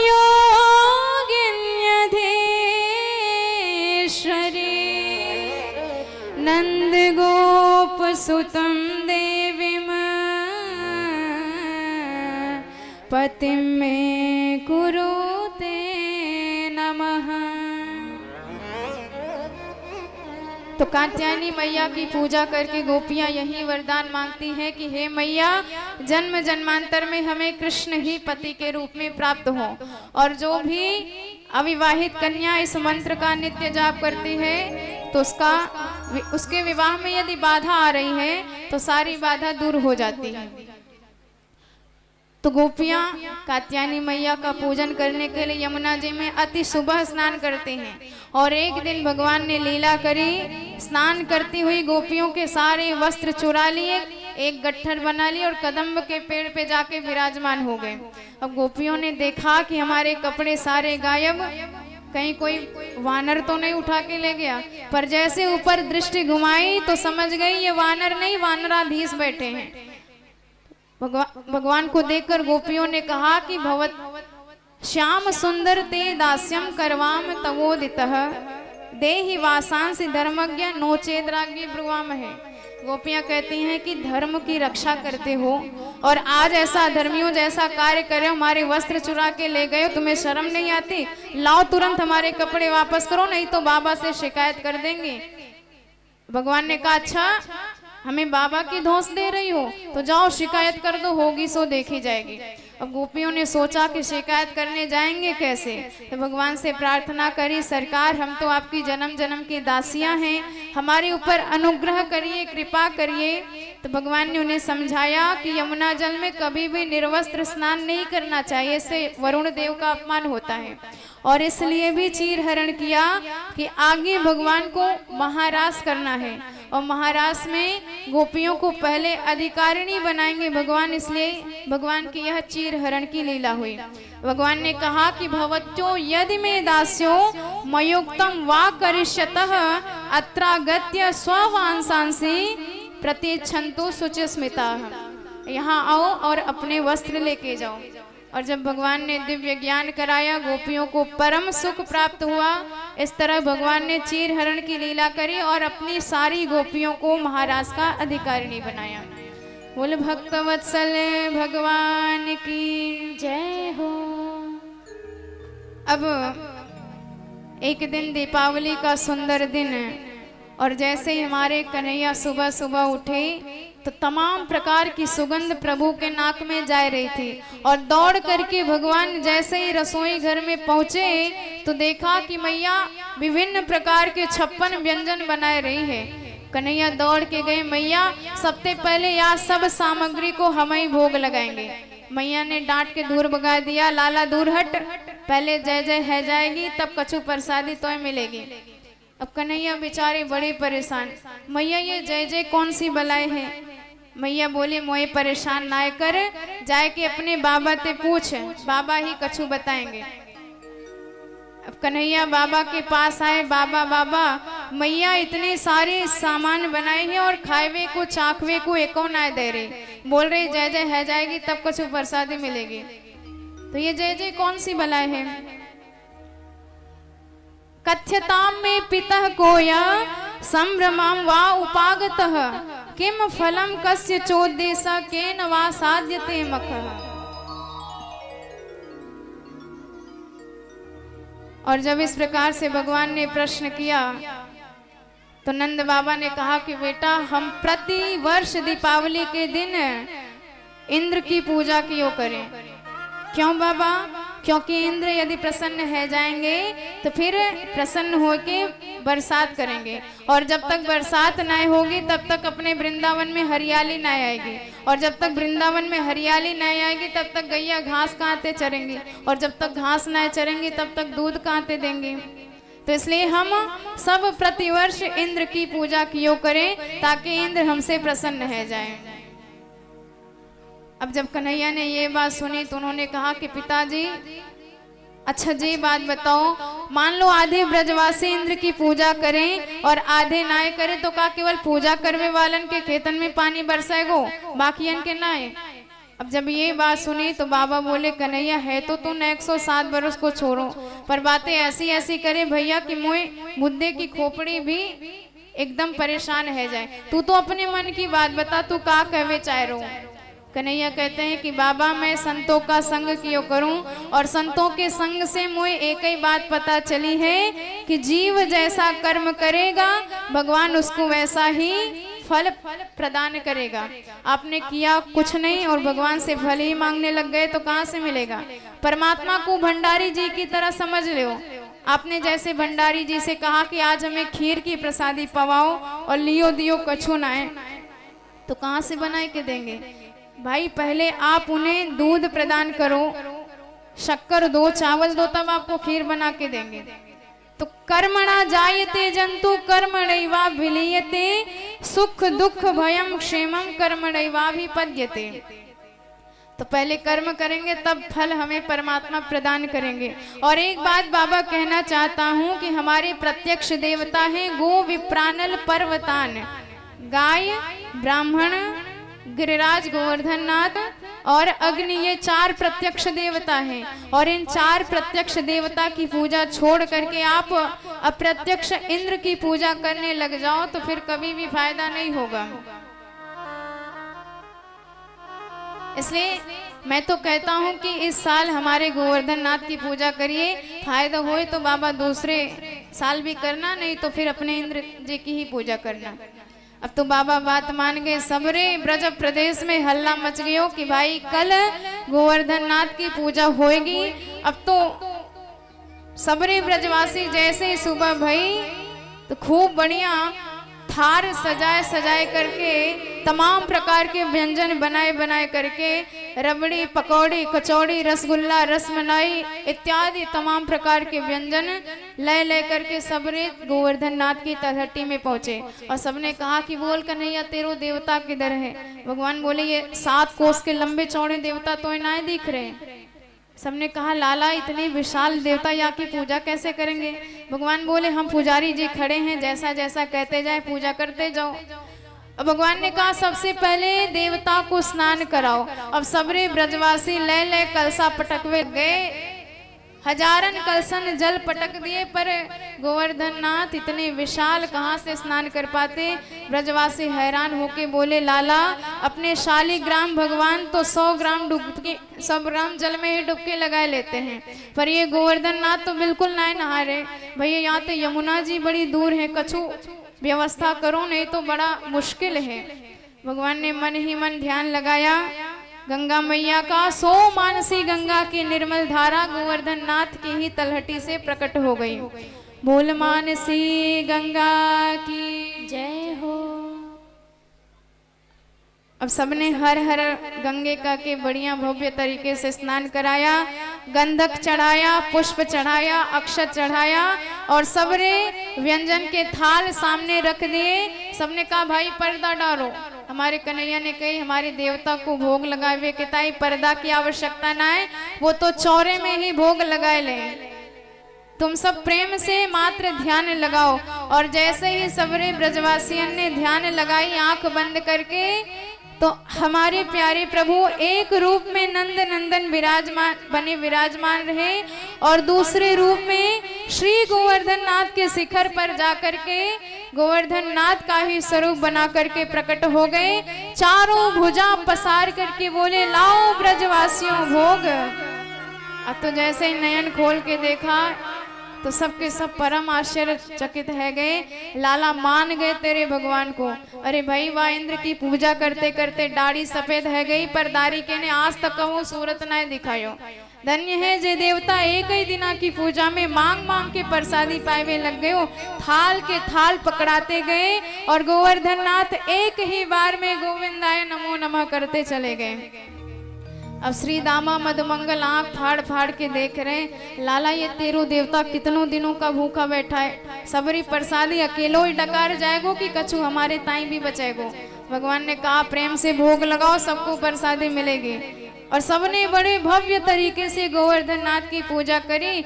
मैया ने एक बात कही, लाला जी बताओ मुझे तेरो देवता और तेरी शक्ल एक ही जैसे दिख रही, का चक्कर है। कन्हैया बोले मैया जा गैया का दूध हम पिए, वाई गैया का दूध अपने देवता को पियाए, और एक ही गैया का दूध पीते पीते हम भक्त और भगवान एक ही सकल सूरत के है गए। मैया बोली लाला ये तो तेरी लीला है, तू ही जाने। पर जे बताओ कि कछु कमी तो ना रह गई। कन्हैया बोले मैया कमी तो कछु ना रह गई, पर मेरे गोवर्धन नाथ की जब तक 7 कोस की पूरी परिक्रमा ना लगाई जाए तब तक इनकी पूजा अधूरी ही मानी जाए। तो जैसे ही ब्रजवासियों ने सुना कि गोवर्धन नाथ की परिक्रमा लगानी है, सब तो बड़े भव्य तरीके से तैयार हो गए कि हम सब मिलजुल कर गोवर्धन नाथ की परिक्रमा लगाएंगे। तो आइए हम सब भी श्री वृंदावन धाम चलते हैं, मानसिक यात्रा करते हैं और गोवर्धन नाथ की परिक्रमा लगाते हैं, अपने जीवन को परम धन्य बनाते हैं। क्योंकि जो गोवर्धन नाथ की परिक्रमा लगा लेगा फिर उसे 84 लाख योनियों में परिक्रमा नहीं लगानी पड़ेगी। तो आइए बड़े भाव से हम सब परिक्रमा लगाते हैं और कल हमारे प्यारे प्रभु का विवाह उत्सव मनाया जाएगा। तो जैसे विवाह में जाते हैं ऐसे ही आप सब भी विवाह उत्सव में आइएगा और अपने जीवन को परम धन्य बनाइएगा। पर आज जिसे जिसे परिक्रमा लगाना हो सब तैयार हो जाए। बोल गोवर्धन नाथ की जय हो। गोवर्धन महाराज हमारे, गोवर्धन महाराज, गोवर्धन महाराज हमारे प्यारे, गोवर्धन महाराज। छटा तेरी, छटा तेरी, छटा तेरी तीन लोक से न्यारे हैं गोवर्धन महाराज। छटा तेरी तीन लोक से न्यारे हैं गोवर्धन महाराज। गोवर्धन महाराज हमारे, गोवर्धन महाराज, गोवर्धन महाराज हमारे प्यारे, गोवर्धन महाराज। छटा तेरी तीन लोक से न्यारी है गोवर्धन महाराज। छटा तेरी तीन लोक से न्यारी है गोवर्धन महाराज। छटा तेरी तीन लोक से न्यारी है गोवर्धन महाराज।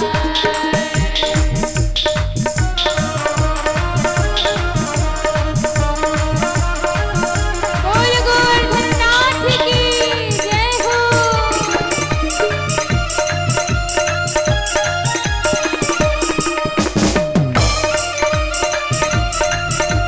सभी लोग मानसिक परिक्रमा लगाएंगे गोवर्धन नाथ की, अपने अपने जगह पर बैठे हुए।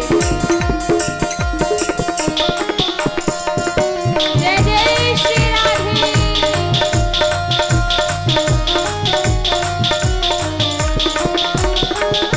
मानसी गंगा करो स्नान, धरो फिर चंगलेश्वर को ध्यान। दान घाटे में दही को दान,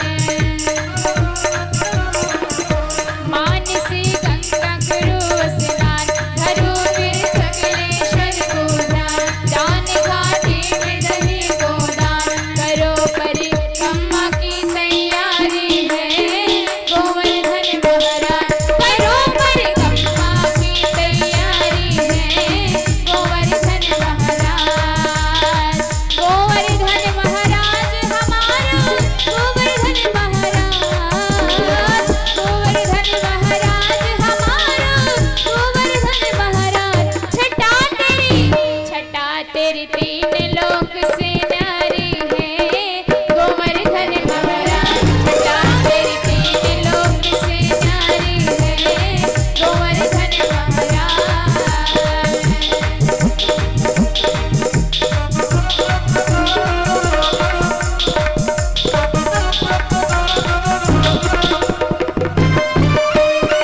जय जय श्री राधे।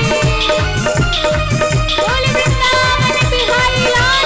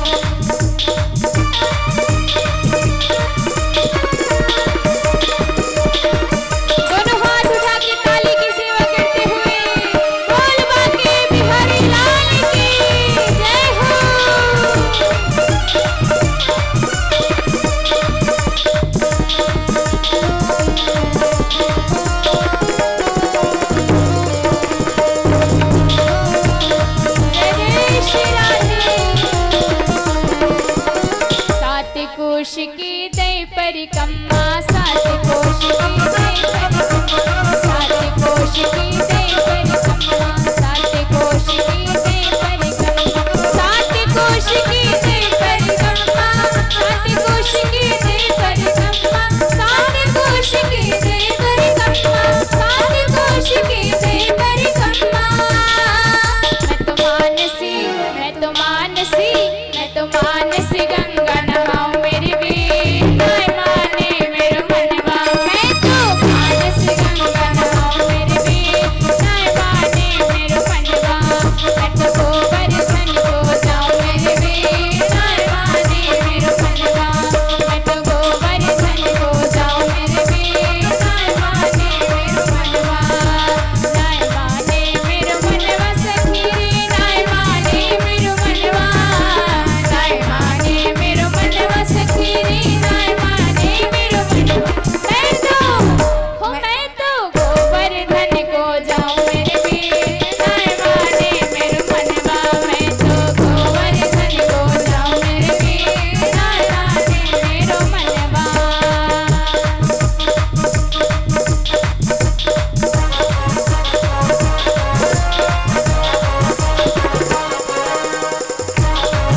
बड़े प्रेम से सभी लोग झूमते हुए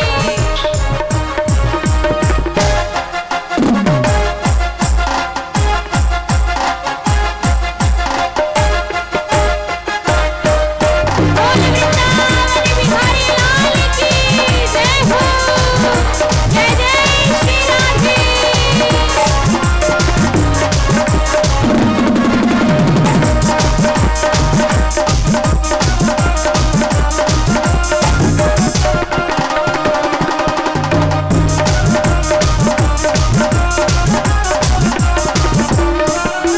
सात शेर की करूं कढ़ाई, सात शेर की करूं कढ़ाई, सात शेर की करूं कढ़ाई, सात शेर की करूं कढ़ाई, सात शेर की करूं कढ़ाई। मैं तो ब्राह्मण, मैं तो ब्राह्मण, मैं तो ब्राह्मण न्योत जगाऊं मेरी वीर, नाय माने मेरो मनवा। मैं तो ब्राह्मण न्योत जगाऊं मेरी वीर, नाय माने मेरो मनवा। मैं तो गोवर्धन को जाऊं मेरी वीर, नाय माने मेरो मनवा। नाय माने मेरो मनवा सखी, नाय माने मेरो मनवा, नाय माने मेरो मनवा सखी, नाय माने मेरो मनवा। मैं तो गोवर्धन को जाऊं मेरे वीर, नाय माने मेरो मनवा। मैं तो गोवर्धन को जाऊं मेरे वीर, नाय माने मेरो मनवा। मैं तो गोवर्धन माने मेरो मनवा। मैं तो गोवर्धन को जाऊं मेरे वीर, नाय माने मेरो मनवा। मैं तो गोवर्धन को जाऊं मेरे वीर, नाय माने मेरो मनवा। मैं तो गोवर्धन को जाऊं मेरे वीर, नाय माने मेरो मनवा। बोल गोवर्धन नाथ की, बोल वृंदावन बिहारी लाल की, जय हो, बांके बिहारी लाल की, जय हो, राधे रानी सरकार की। जय हो। सभी भक्तजन थोड़ा पीछे हो जाइए आप लोग, और जिनको आरती करना है वो सभी लोग आगे आ जाएं। और आइए हम सभी लोग मिल करके श्रीमद् भागवत महापुराण की आरती करते हैं। तत्पश्चात आप लोग दिव्य प्रसाद एवं आरती का दर्शन करेंगे।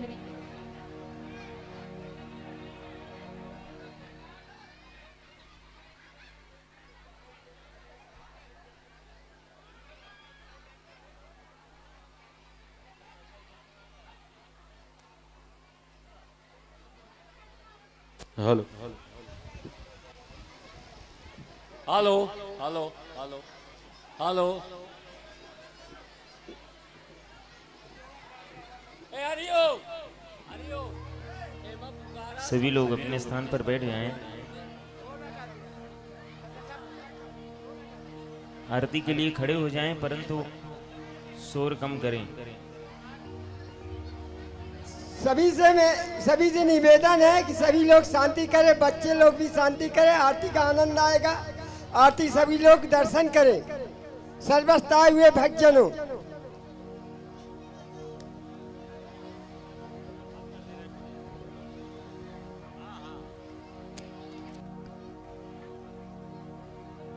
ओम इदुगुम हविः प्रजननं वे असुदशवीरगुम सर्वगणगुम सस्तये आत्मशनि प्रजा शनि पशु शनि लोक शन्न भय शनि अग्निः प्रजां बहुलां मे करोत्वन्नं पयोरितु अस्मासु दत्त।